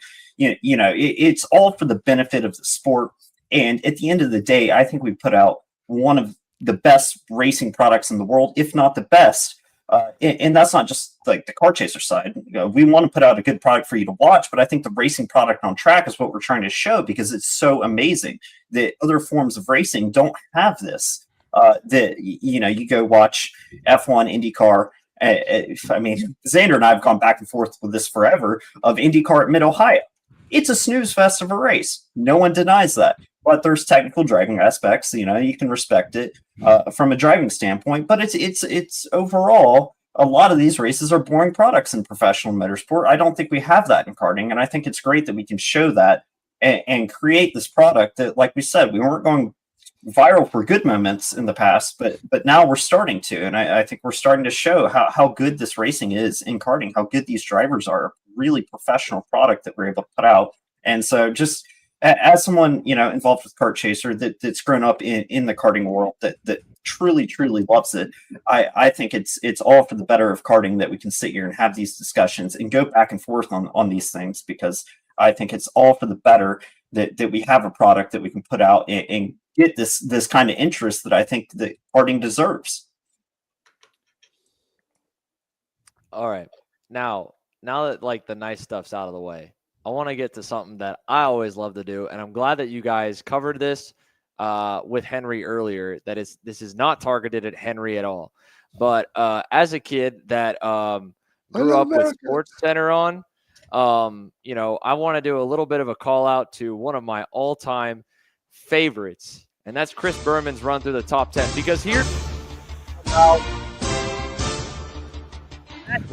that Europe has just as much, if not more, craziness, more struggles with racecraft and consistency. And if anything, most of it is side-by-side dive bombs. So again, Henry mentioned the OK Junior finish from this past year's World Championships. Here it is, last turn, boom, into the wall, done. Doesn't get to finish second, doesn't obviously get a trophy or anything. Noah Baglin out. Okay, fine. Let's not talk juniors, right? Let's not talk example. Let's go back a few years. Let's go to senior, right? Henry talked about swerving. Here's like a prime example. Lorenzo Travisanuto won his second world title off of that. After that one swerve, took the guy offline, drove into him. The guy had his number, had Lorenzo's number, right? Was going to get by him. Couldn't get by him after the battle started for second. Then, Henry, you called this race. Rotax Grand Finals last year. Callum Bradshaw, white line, took out half of Team UK before this point. Finally, had a move around the outside, got bumped out of the way, and then you talk about drivers settling amongst themselves, right? He goes back, he sends this guy all the way into the weeds, okay? Gets a 5-second penalty for it. Should it have been a black flag or DQ? It could have been. But on top of that, Macaulay Bishop cuts the racetrack, gets a 5-second penalty for cutting the racetrack, but he finishes so far ahead of everybody else, he still ends second in the Rotax Grand Final. You say, you know what? That's not shifter. That's not shifter racing. Let's go back a few more years. 2015 KZ World Championships. Paolo Canto, this isn't a bump and run. It's a drive into the side, take Margot R to go out. So it's a CRG 1-2. Purposeful, obvious, been done before, been seen it before. And how about if we want to go to shifter racing, the clip that I went viral for 2 years ago that made it into the paddock, when Christian Bertuca is raced here now, and I like him, Thomas Stolzermanis, he broke check him, he swerved him, he opened back up for the corner, and the only penalty for that entire heat race, Thomas Stolzermanis' push back bumper. And if I want to go any bit more about our friends at the FIA, they stole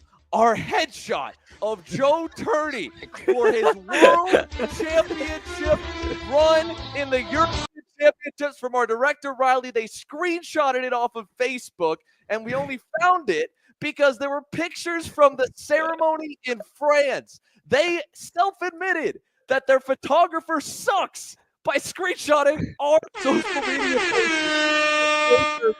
Didn't pay us, didn't ask. We asked for permission to use their broadcast footage. James Goodell, the RGMC live streamer, said, yes, you guys absolutely can. But the headshots, that's the FIA. The FIA didn't respond, wouldn't let us promote their own European drivers coming to the Supernats, and wouldn't give us headshots. And yet they stole ours for their own guy when he won the European Championships. So I just wanted to go over all of that, and just to remind everyone that whether it's a bump and run, it's a dive into the side pod across the world, and here there will always be consistency issues. There will always be debates.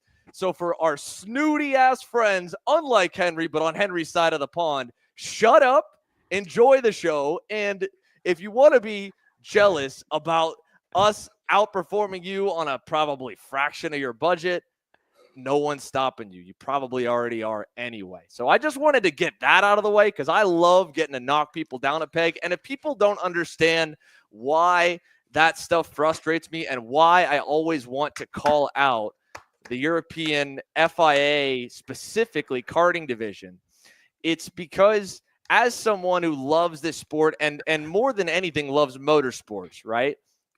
I hate seeing the fact that talent doesn't win. I hate seeing that there are so many hardworking, talented drivers that don't get to continue racing. And here we are with every single penny. I'm staring down an overnight scrap stickers off job because we want to make sure that we look good and we make more improvements. And then after that, put an AC unit for my guys, take it to a storage unit, go through the gear, drive our rig to Charlotte, and then put on another badass show over for the Stars race, and then keep it going because we want to make it where if you don't get an opportunity, or if you don't have $50 million in the bank, then hey, you're still able to find a way to maybe race karts a little bit less expensively because of the value and everything else brought in. So when we're doing that, and we absolutely are not coming from a position of wealth or power or authority, and an organization that doesn't seem to care about making a difference, but has the power to do so, and is just lax about it all, and then just scoffs up at everybody. I mean, there's not been anything that I've seen come out of our buddies in the organization over there besides a press release every couple of years. So, I mean, what are you guys doing to grow the sport, right? And if you just want to just, ride your high horse at every moment here that maybe we're not perfect because nobody's going to be, I mean, I can't stop you from doing that, but I don't know, take something from it. And the fact that your world champs, your European champs are less known than some kid from Cincinnati, Ohio, who put the bumper to another guy with an afro that builds his own go-karts and welds them in the Southwest of the U.S. Those two guys are more well-known than your top stars for next weekend's Euros is a problem. And that shouldn't happen. It shouldn't be this easy for us to beat you.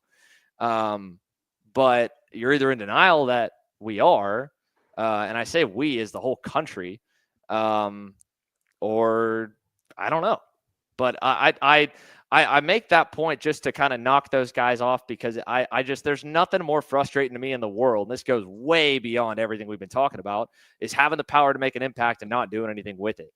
And I think that we're very lucky to be in the spot that that the sports empowered us to be in. Everyone on the screen, everyone following along, all the community here that's watching with us live and checking the clips out and everything, like that is super, super cool. And that's not taken lightly. And that's why that we'll continue to work our asses off to try and make a difference and make it better. And these conversations do that. So, yeah, that was a good little ramble at the end of that to kind of take it back down. But I really enjoy doing that stuff. I'm just going to go and run through a wall for Xander Clements right now. Bang! But, you're right. As much as I have worked, and I still do, I have seen more young drivers get a chance to build their own brand, to go up.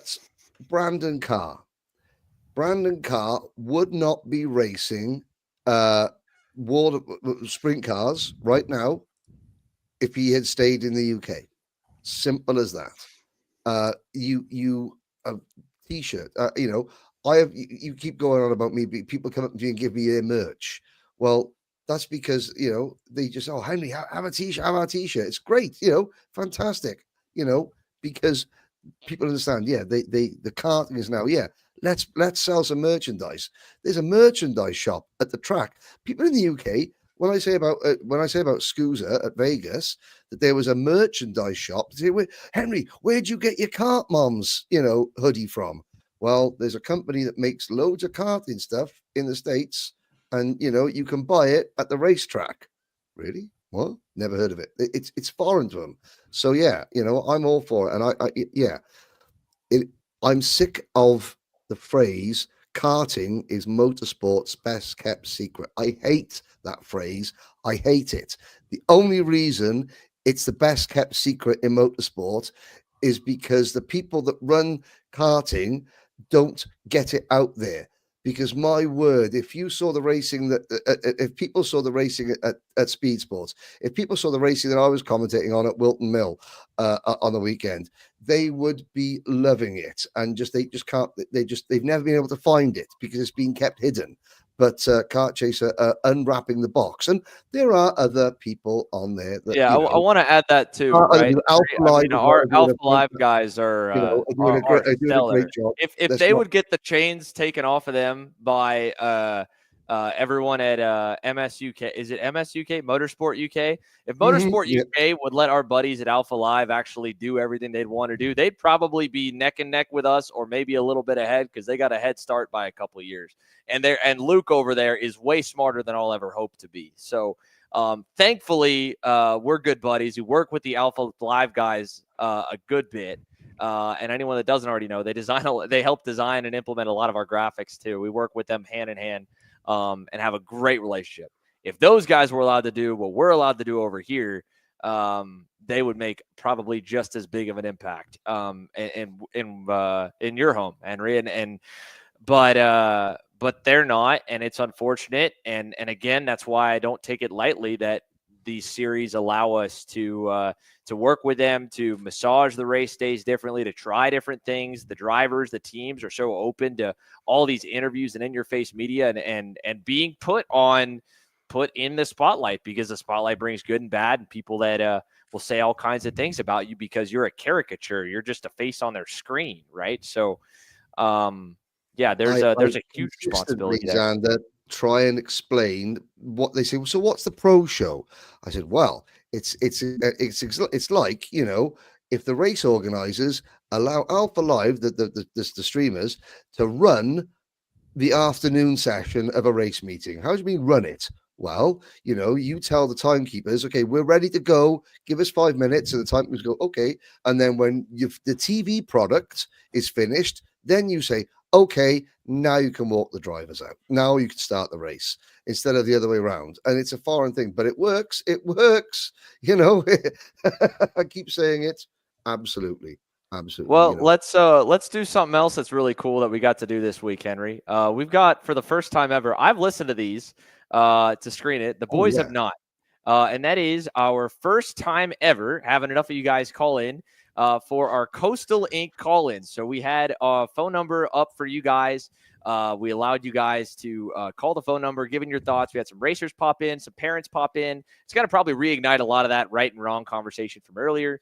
I'm going to play through them. We'll probably play a couple back-to-back at some, because some are a little bit shorter, some a little bit longer, but we'll go in order that we got them. So here was the first one.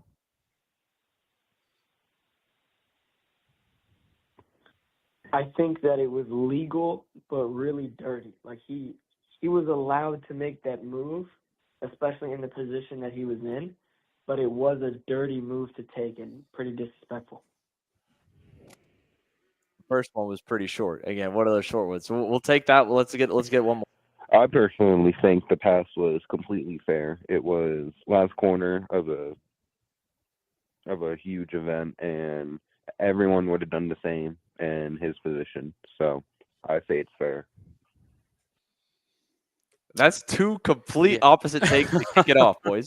I think the disrespectful comment is a reasonable point, because when you hear the pro shifter guys and the guys that you see on the other side, right, the ones that think that what Gavin did was in the wrong, it's not so much that they feel like it's against the rules and should have been penalized per se, but it kind of breaks the way that Billy had raced them. It breaks the way that, like, you kind of earn respect in their eyes.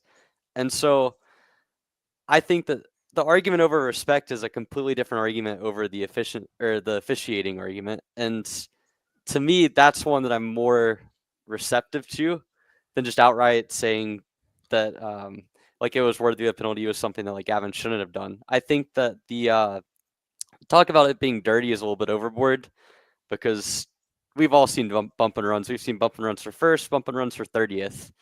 But I think Billy put it good too, right? Like, he wasn't mad at him. He's just like, is that is that okay, right? And so that was the other thing too. Like, if I tone down the excitement from my little Europe bit, the difference in culture to me of talking to AJ and Mateus, right, is like the prime example. And theirs is a two kind of different parts of the culture on track that seems to clash and not agree, right? Mateus is all about dive bombs from 3 carts back, but if he sees a flash of color, he bails out of the way. And AJ's like, no, I'm going to crowd you, but I also expect you to crowd me. I don't expect you to just bail out of my way once I get to your inside, you know? And in the same way over here, you know, the front to rear push out of the way contact is all right. And you know what? The thing is I think Billy's point is like, it's good till like the last lap or two to move me out of the way if I'm doing it a lot earlier in the race. Like our X30 Junior main with again, drivers are products of their environment. They're going to do whatever it takes to win. So every driver mentioned on this show, if I haven't said this disclaimer enough, it's not personal. You're doing what you're allowed to do or what the racing allows you to do. But Nathan Dupuis white lining for second from lap like 3 on and giving Vanchev a 25-second margin of victory in X30 Junior for all 20 laps on Saturday, that sucks. I'll take a bump and run for the win and that being allowed over that race all day long because I can brake check for it, right? But over in Europe, it's like exactly what Mateus said in the presser. He's like, I'd prefer a bonsai attempt over hitting you square. I'd rather try to pass you. And then, you know, I told him, yeah, I couldn't even stop myself. I was like, yeah, we have seen that from you, Mateus. We've seen you try to. So, but that's what all those moves were in that video, right? They were all like aggressive into the side. And so this side-to-side contact to me is more dangerous than the front-to-rear stuff, Agreed. honestly, because it's tire-to-tire contact. So, yeah, they're products of their environment, Emery. I agree. Going back to it, like, I don't know about disrespectful is the right word from that call, but, I mean. It was a little bit harsh in the verbatim, but Yeah. I think the concept of, like, it's not so much a penalty, no penalty as much of, like, is that really the conduct or like the standards we want to approach? And I think That's a good debate. Yeah. Yeah, that's a fun debate. All right. Call number 3. Let's hear it. Or do you got some, Caleb? I don't. I was about to play call number 3. Hey guys, Josh Conker here. I just want to leave my 2 cents on the incident with Gavin and Billy. Personally, I wouldn't call the move dirty or anything else like that. The word I'd use would be desperate.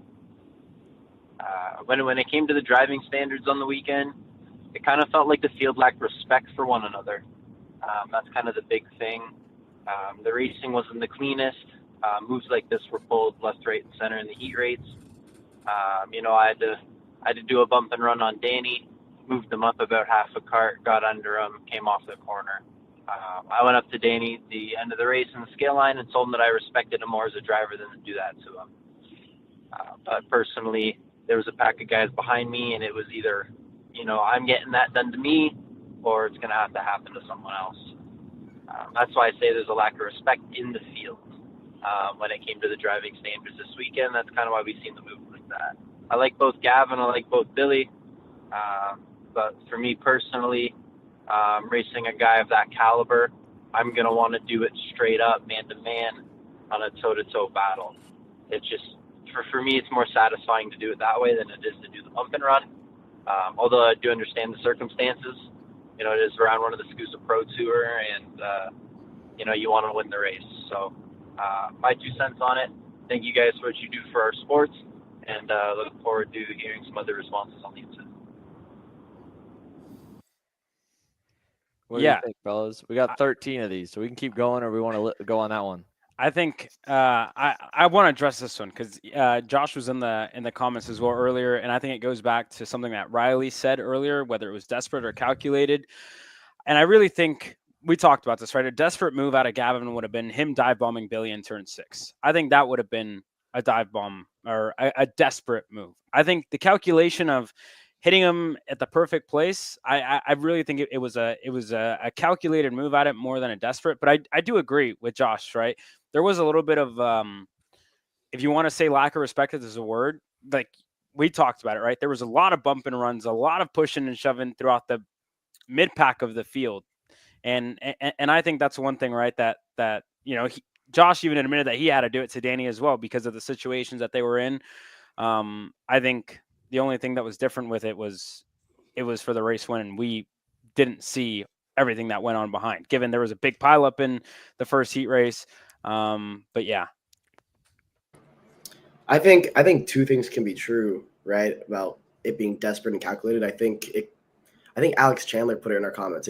It's like desperately calculated, right? Because by definition, last corner of the last lap of the SKUSA Pro Tour final, that's a desperate move, right? But like it was also calculated, like what Emery touched on. It was a win-win, right? You either win the race or you fall back to where you should have been in the first place. If your driver doesn't want to win bad enough to like consider potentially putting it in the hands of race control, right? I don't know if that's the driver you want driving for you, trying to go and win races to sell product. You know, like the nice guy finishes last 100% mantra. I mean, again, like Gavin could never be in that spot again. Theoretically, it's possible, right? With 43 guys, there were a lot of big name guys that did not run good this weekend. You know, AJ, I mean, I'm sure if AJ could take back the way that him and Mateus got together at Orlando, so used to go to Homestead for Winter Series, and AJ gets a win over him, you know, by maybe letting that one go and then finding a way to dive him the next corner or something, or Mateus the same way, to have another win on the year because neither one of them were in a shot to win this weekend. Like that's that kind of, desperate stuff that you want. But at the same point, it's also like people were talking about how do I coach my kids? I have told everyone because like I had one parent tell me this one time of a very successful kid who is well on his way now. And he said, look, man, he's like, I learned pretty early on it, racing top to bottom, series to series, karting to karting. It's a myriad of BS. He's like, I used to get mad. It used to rile me up. It doesn't anymore. It's that way all the way through motorsport. F1, IndyCar, NASCAR. I just did the whole thing with Europe to here, series to series here. I've told anyone that like has asked me is like, just don't give them a chance. And like when I'm the race director, that's usually what I end my driving meetings with is I was like, don't put me in that spot because there's a 50% chance I'm not going to make a decision you like, you know? So that's the coaching takeaway. In terms of setting a precedent. Yeah. We've harped on that a lot. Let's go to the next call. Call 4. Yeah, this I thought we're on 5. Salisbury. I wanted to comment on the foul pass in the final, shifter final. I think it was avoidable contact. And I don't think something like that is going to pass in F1 if Bayliff wants to go to F1. And I hold SKUSA to a higher standard than that. All right, thanks. The last part is fair. The first part, we know Sean Bayliff and the Bayliff family. They might have a racetrack now, but they do not have F1 money, so I don't think that's a concern for Gavin anytime soon. Well, they also got front wings, so we're not going to see that. It's also different, right? Yeah. I think we did miss call 4 though. All right. Play call 4. First, I want to express my respect for SKUSA as a premier karting series. It inspires the next generation of racers, including my kids. I understand that professional karting is fiercely competitive, and drivers are expected to push boundaries and make bold moves. There's a line that we need to draw between assertive driving and relying on contact to gain an advantage. In this case, it seemed that Bayliff could have taken the high line and executed a clean over-under move instead of a bump and under, which is hard to approve of. I recognize the role that teams like PSL play in developing young drivers, prepare them for a tough sport. This raises the question about the culture we're fostering. Tactics like these are encouraged or go unpunished? Are we normalizing contact in moments where skill and sportsmanship should prevail? For officials in the series, it's critical that such incidents are addressed. When they're not, it sends the message that these tactics are acceptable, and that's what younger drivers may take away. Professionals set the example, and I worry about the value this conveys to the next generation. PSL and Bayliff have the chance to make a statement, condemning blatant contact and supporting the integrity of the sport. Actions like returning point stability would reflect values that prioritize karting's growth above personal gain. And these are the principles I consider when supporting brands, both as a fan and a customer. Appreciate you guys listening. I really hope this opens a discussion about upholding sportsmanship for long-term prosperity of karting. Do you guys want to keep moving forward? That guy was poetic. I think this is a good one. This is Yeah. a good one to kind of have a one-off on, because again, it goes back to our discussion about like is this an incident that raises the point of like being an issue as a role models, right? And this is a different kind of frame of reference. Now we're talking like, as a customer, are you going to see what TKG does and what Burrell Art does and decide, hey, I saw Gavin Bayliff move Billy Musgrave out of the way. I don't want to buy a cart or a package from them. And you know what? I think clearly this individual has that frame of reference, that kind of mindset. But at the same token, that's a valid opinion. It's a valid kind of argument. I think Sean and Gavin would look at it like, hey, it's a chance to get a pro shifter win with a move that other people have done, and a win that ultimately like is huge for the brand, knowing what TKG made the switch to Brawler over the winter, knowing that they've been developing their shifter program, and Gavin's gone so far as a driver. It's something that you have to weigh, and I think in this case, you know, it's the unheard argument is the side of the parent and the side of the customer. And I think in this case, you're gonna have customers that like it, customers that don't like it. I don't think Gavin or Sean would come anywhere close to giving back the win or giving back the points, though. Henry? I love the way that the last caller, Mike Wallace, managed to disguise his voice on the last. No, I'm joking. That wasn't Mike. I'm joking. No, so you've heard several different. I'm sure the bailiffs should be thinking, hey, it's the old adage: win on Sunday, sell on Monday. Really interesting. You heard Josh Conker, a driver, talk about just a slight lack of respect, not dirty, anything like that, but just, a slight lack of respect. Then you've got a parent who is, talking about, how about the values, they're teaching their kids and how maybe they wouldn't, be, but they understand that SKUSA, the way that SKUSA is promoting the sport, and then you've got a casual fan who says if the kid wants to make it to Formula One, this is not the way to do it. Well, but that's great. You've got three different viewpoints from three different areas of karting. A driver who says one thing, a parent who says another, and a casual fan who, let's not forget, we're all trying to attract casual eyes onto the sport. We don't want this sport just being viewed by people who are racing it or are related to people who race in it. We want to bring the casual viewer in and then educate that casual viewer into the nuances of the sport, because they will look at something like a blunt instrument and go, well, that sucked, and they think, well, then you. But so really good interest, and no, that wasn't Mike Wallace in disguise, because he mentioned he wouldn't buy a Birrell or a PS. I promise. Sorry, Mike. Sorry. there are all right. We got to do a couple here. We got 13. Yeah. We got to keep going. Who's our next one? If it was anybody else but Bayliff, it'd be fair, but since it's Bayliff, it's foul. I don't know if that guy meant it like. I think I know exactly who that was. Yeah, you know that voice, Caleb. Yeah. I don't understand which way that he's meaning, but we move. My name's Alex Malatesta. I will absolutely say that was a fair race. My kid gets beat up more in junior, and there's never any calls or penalties, and then obviously the officials didn't make a penalty on it, so it's fair. And Billy should stop crying. That's Xander Malatesta's dad. Xander on that one. There's more. Hello, Kart Chaser. Thank you guys for doing this. Super loading. cool What's idea. going on? Just wanted to say, Doesn't like you call guys number do 8. a great I'm going to job delete some of with the the old live ones. stream. I don't know why this one won't and play. The general media coverage of this sport. You guys have done a great service to this sport by creating this and really promoting the sport in general. Billy and Gavin had an awesome race. Pretty clear that. Oh, that's my bad. I clicked around. Sorry. Hello, Kart Chaser. Thank you guys for doing this. Super cool idea.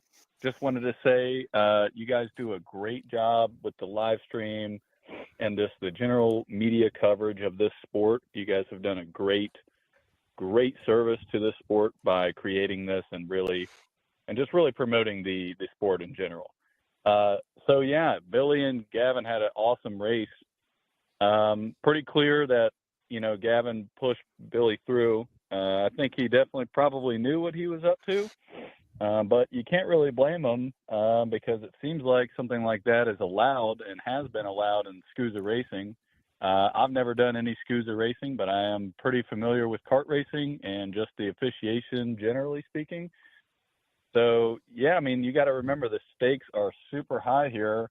If Gavin's allowed to do that and nothing comes of it, then, well, you can't really blame him for doing it. Front to rear contact is obviously generally frowned upon, but these guys are both super fast. They worked their butts off to be where they were in the race. Guess it is a shame that it had to end like that, but unfortunately, if that's allowed in the SKUSA races, it's hard to blame Gavin for doing it. I mean, I don't know much about the rules, but that's just one man's opinion. So I look forward to more of your guys' coverage and cool fan interactions like this. So thanks for the work you guys do. And good job to Billy and Gavin, both of them. All right, we're going to move to 9 and 10, and then we'll play the last three after. Hi, everyone. My name is Charles Gauthier. I'm a pro shifter driver for PSL Karting. So my opinion on the pass that happened on the final of on Sunday for the pro shifter main event. Obviously, I love Gavin. I think he's been the best guy around me to introduce me to the paddock because I'm new to this. I love Gavin very much, but I think that love tap he gave to Billy was a little bit too much. Obviously, if he was into a Formula car, he would have broken his front nose. And if there was a pushback bumper, I think that he would have gotten a penalty. If it was only for one race and it'd be like, it wouldn't be a final or it'd be in the middle of the race, I think it'd be decent. But on the last lap, I think it was a little bit too hard. And also, if we start allowing this in the shifter class, I mean, I feel like they're going to miss a lot of penalties in the midfield because of that, because everybody's going to start moving people around with the bumper. And that's not something that I would like to happen to me. So, yeah, I think we need to use our judgment here and see if there's nothing else we can do about those kind of penalty, or maybe go with the pushback again in the pro shifter class. So that's my take, but I'll leave you guys to it. You guys want to listen to 10 or y'all want to respond? I think I wanna 10 say is something my real quick. favorite, but yeah, go ahead, Al. Okay, so if it's your favorite, then wait for 10, because I just want to say real quick, like, the argument for fair or foul is valid. I think whenever you start to add, if this were cars, if this had a front wing. Agreed. We don't, right? This is karting. Like, obviously, if this was Formula cars, Gavin wouldn't do that, I hope, right? I've raced with Gavin in car racing. He's a good driver. He's very clean in a car. And he's clean in a go-kart, too. And this wasn't a dirty move. This was a desperate move, if anything, but calculated, like we've talked about. But again, like, we don't say that about the NASCAR guys, right? Like, we don't say Kyle Larson can't go to Formula One because he's a NASCAR driver and he bumps guys for the win. He's going to race in the 500 this year like he did last year. We're not worried about him moving a guy, right? Like, you race the way the car you're in allows you to race. And if shifter allows you to do that for the win in the first round of the SKUSA Pro Tour, you're going to do it for your first ever shifter win. It's as clear as day. Yeah, can we like level with it a little bit too, right? Like the Formula car talk with our shifter guys, the average age in that category now is like 24. And there's a couple of 14-year-old superstars. We talked to a couple of them, like Gage Corn and Truly Adams. There's going to be a few that'll pass through and get to cars with the path they're on. I'd say probably 80% of that class will never sit in a F4 car. They might be able to swindle their way into a test, but they probably don't have the money to do it. So, or they're way over the hump of F1. We might have an higher average age in that class than F1 this weekend, to be honest with you, if you went back and did them. And I'm sorry to cut in, but is this not what we want? Is this not we want the shifter drivers to view karting as a profession? We want the problem that we're solving. Yeah, no, certainly in the 100%. US is karting as a sport in its own right, not just a stepping stone. That's what we want to see. So yeah, it's great. Yeah, you might lose one or two of the young superstars into cars, but hang on a sec. You want the J. Irwin, the Gage Corns, the youngsters that come in, the Truly Adams, and say, okay, actually, do you know what? All being equal, I can make a good living for myself driving go-karts, and that's what we want. We want to be, because then that creates the stars of the sport. Yeah, I mean, I think like the right way to look about it, Henry, is dirt racing with Christopher Bell and Kyle Larson. And a prime example right now is like with Frankie Mossman. If Frankie had an opportunity to go and for the same budget that he's able to do KA and the backing that he's got, being with Jay Howard and with Kart Republic in the US and Eric Jones to run that, I think he absolutely would. And he's putting all of his, budget and focus and everything to run a Pro 2000, but he still loves doing this. He's top of his game doing this. There's other kids doing that too. Ty Fisher, another great example. So you're seeing more of those kids do both. And I think that's what you'll see more of before you see the decision normally comes when the door to cars is closed, because it'll never eclipse cars in exposure or money or anything. But the bigger of a spotlight, it's just as good of a landing pad as it is a trampoline.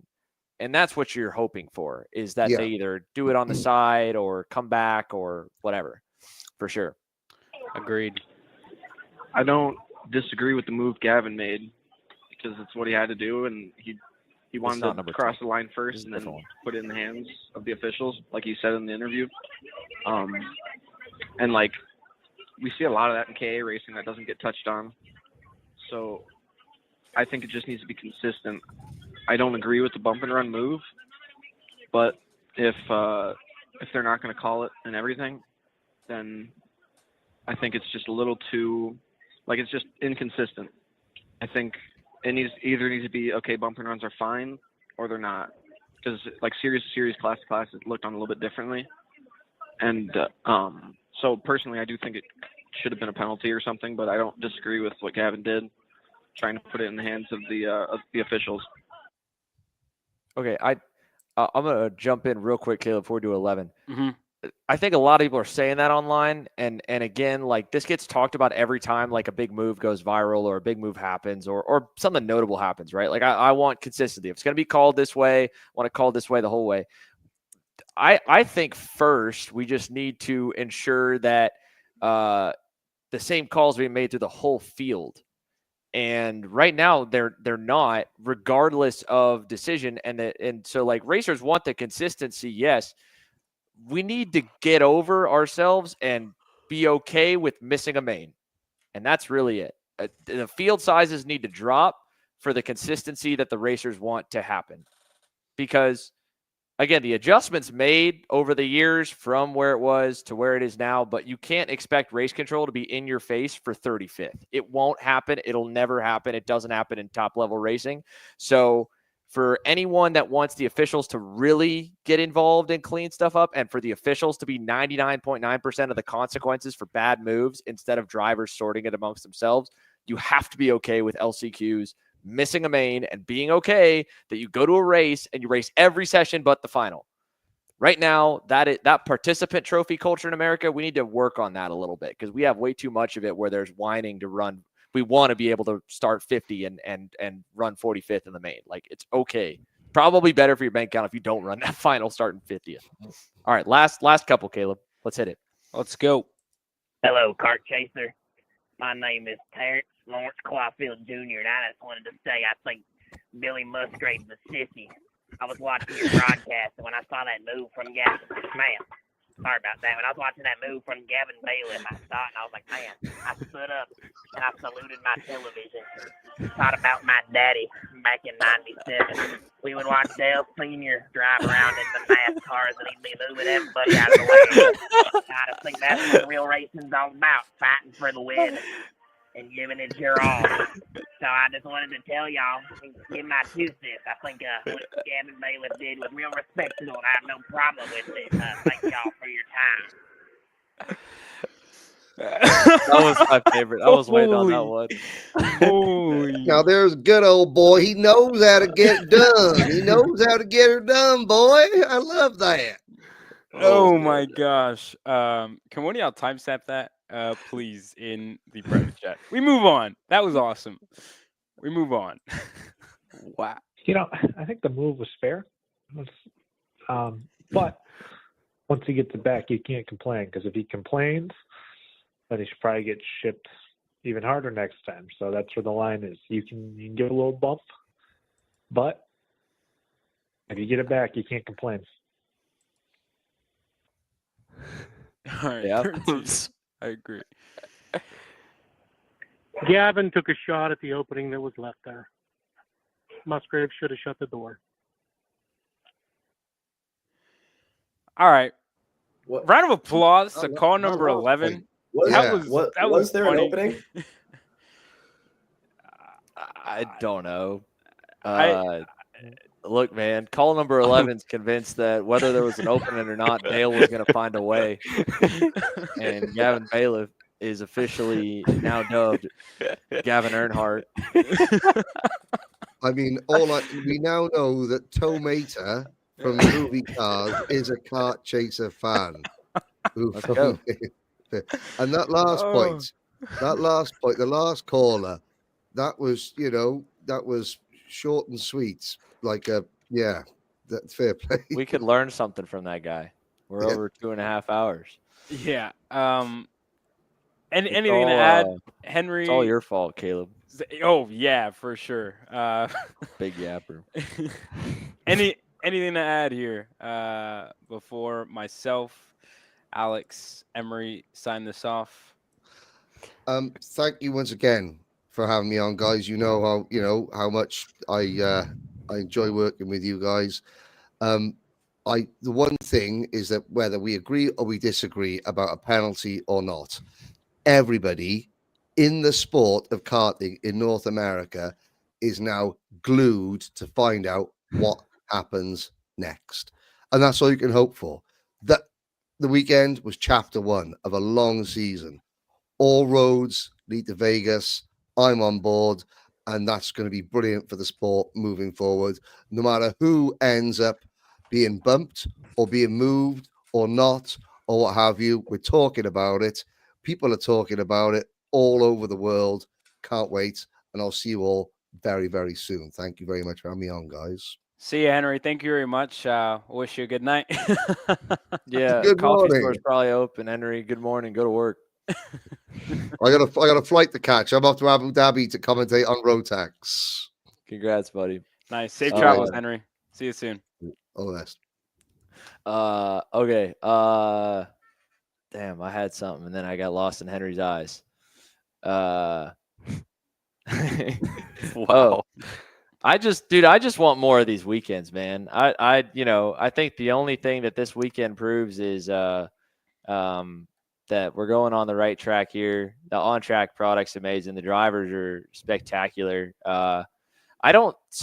One of the phone calls was talking about like they need to make a statement or something, and I totally disagree. And specifically on the fact that, like, look, if you disagree with Gavin, agree with Gavin, most people probably hadn't really heard much of him or about him till this weekend. And the same thing I told Kai Hunter when he had his moment, the same thing from ADT to everyone that's like, look bad.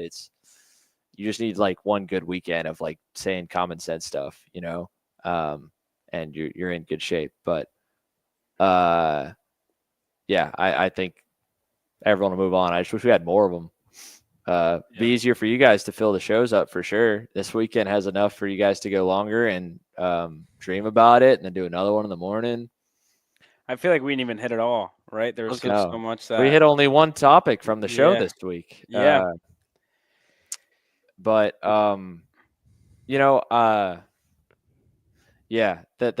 a lot. I guess to close it, thank you to Alan and Jessica Rudolph for everything, for hosting the event. They let us in early, late, leaving our stuff. A lot of tracks are that way.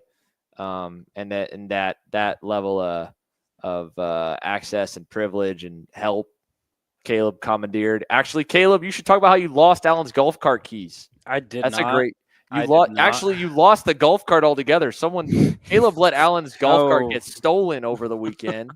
I did do And that. I did. Do that. moral of the story: if anyone wants to help Cart Chaser out and offer a golf cart for us, don't give it to Caleb because it's going to get stolen, and he's going to have someone else find it. I should have taken the key out of it. Yeah, that was my fault. Sorry, Alan. Sorry, Jessica. But yeah, that was my fault. Yeah. What else? Emery broke a chair. Is it like on the verge of a chair? Wait, the what? rail chair in the RV. It When did never I break wobbled it? before you sat in it. It was perfectly straight up. It never wobbled at all. Mine's still significantly better than Simon's is. Simon's is like on the verge of dying every. I sat down there for podiums, took one like slightly to the right, and I just about fell onto the. That's the chair I'm front talking seat. about. That's the chair you broke. That's not the one I was in all weekend though. I was on Well, the left you broke side. it. It doesn't matter. You broke the chair. Simon broke the chair then. I don't know why No. I'm getting. Come on. Alex, this is why you're in next week. I think all of y'all went to the Xander sit in a chair school where you just sit like this and announce races. I actually was like this eating my pizza earlier.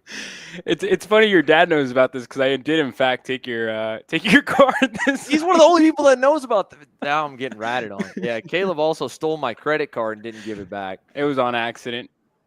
On Like accident. the golf right? cart. Yeah, but I sent it back. It should have gotten to your house. Like This guy's a thief. Okay. Last bits of the show. Hopefully, this show went long enough. People that called in saw that we'll take the call-ins, make them good. We may not air everybody's every week, but we'd love to do those call-ins more. I'm sure the boys would like it. God, guys, Henry was awake more than you, dude. You guys have been asleep for the last half hour. Even Dale Earnhardt couldn't wake you up. That was good. I think we need I'm Dale just- Earnhardt on the show, man. Yeah. What'd that guy say his name was? Let's play that again. What was it, number 11? Oh, dude. Yeah, it was 11. Hello, Cart Chaser. My name is Terrence Lawrence Clawfield Jr., and I just wanted to say Terrence Lawrence Billy Caulfield Musgrave. Jr. My favorite part is like he drops something immediately. He's like, "Oh, sorry about that." I will. He's respectful. I feel Terrence is allowed to call in every single week. Terrence should call in every single week. I feel like it went a lot better than the last Dale Earnhardt reference we had on a KC broadcast. KC. Shout out Trackhouse. Yeah. Oh. All right, Xander. Quit yapping, homie. Get it out. Me. Anything else? Hey, man, it's your show, bro. You should have told me to shut up like an hour ago. You guys are the ones that, please come on. I'm out here in, I'm actually, I don't want to show the rest of here, but it's clean, Kyle. I know, sure, Kyle's watching. I got to go back Dude, to you should scraping all the see stickers what off. I'm working with. I think this lamp was built. Are you in a princess room, by the way? I meant to ask you that. Dude, no, have you ever seen that? Have you ever Show seen that that bed. in the lakes? Oh, Dude, this is where it's at. Look at this place, dude. that is your. I don't have a like, roommate this interior weekend. design style. Do not. No, that is not my interior design style. Absolutely not. That's fitting for you. All right. I don't know, man. But I'm working with one light here that was built in the 1800s. Like, All right, this thing's I'm gonna signing burn off and blow before up. you guys can I'm sign gonna- off. 'Cause you guys are I'm depressing gonna- me, so you can I'm sign gonna off. Caleb. I'm gonna kick Xander off. because Good he's night. Getting off topic. Good night, Xander. He's out of here. I'm not getting paid this week. Besides the point, hope you guys enjoyed episode number 48 of KC Grid Talk. We definitely had a good time. I loved hearing your guys' call-ins, and I love the debate side of it all. There's more. I think we got to do a part 2 or something, or Xander's gonna have to go live here soon. But yeah, from all of us here, from myself, Emery, Alex, myself, Caleb, Henry, who joined, Simon, who was on, and from Xander, thank you guys for watching tonight. We had a good time, the longest show we've ever had. But yeah, you guys have a good night. And Actually, funny enough, real quick, before you're on the show, because Xander wants to talk about Caleb yapping, and maybe Caleb yapped a little bit, but our 2 longest shows ever are when we had Xander on. I just want to say that. Episode 49 live next week. We'll see you guys there. You guys have a good night. We'll see you.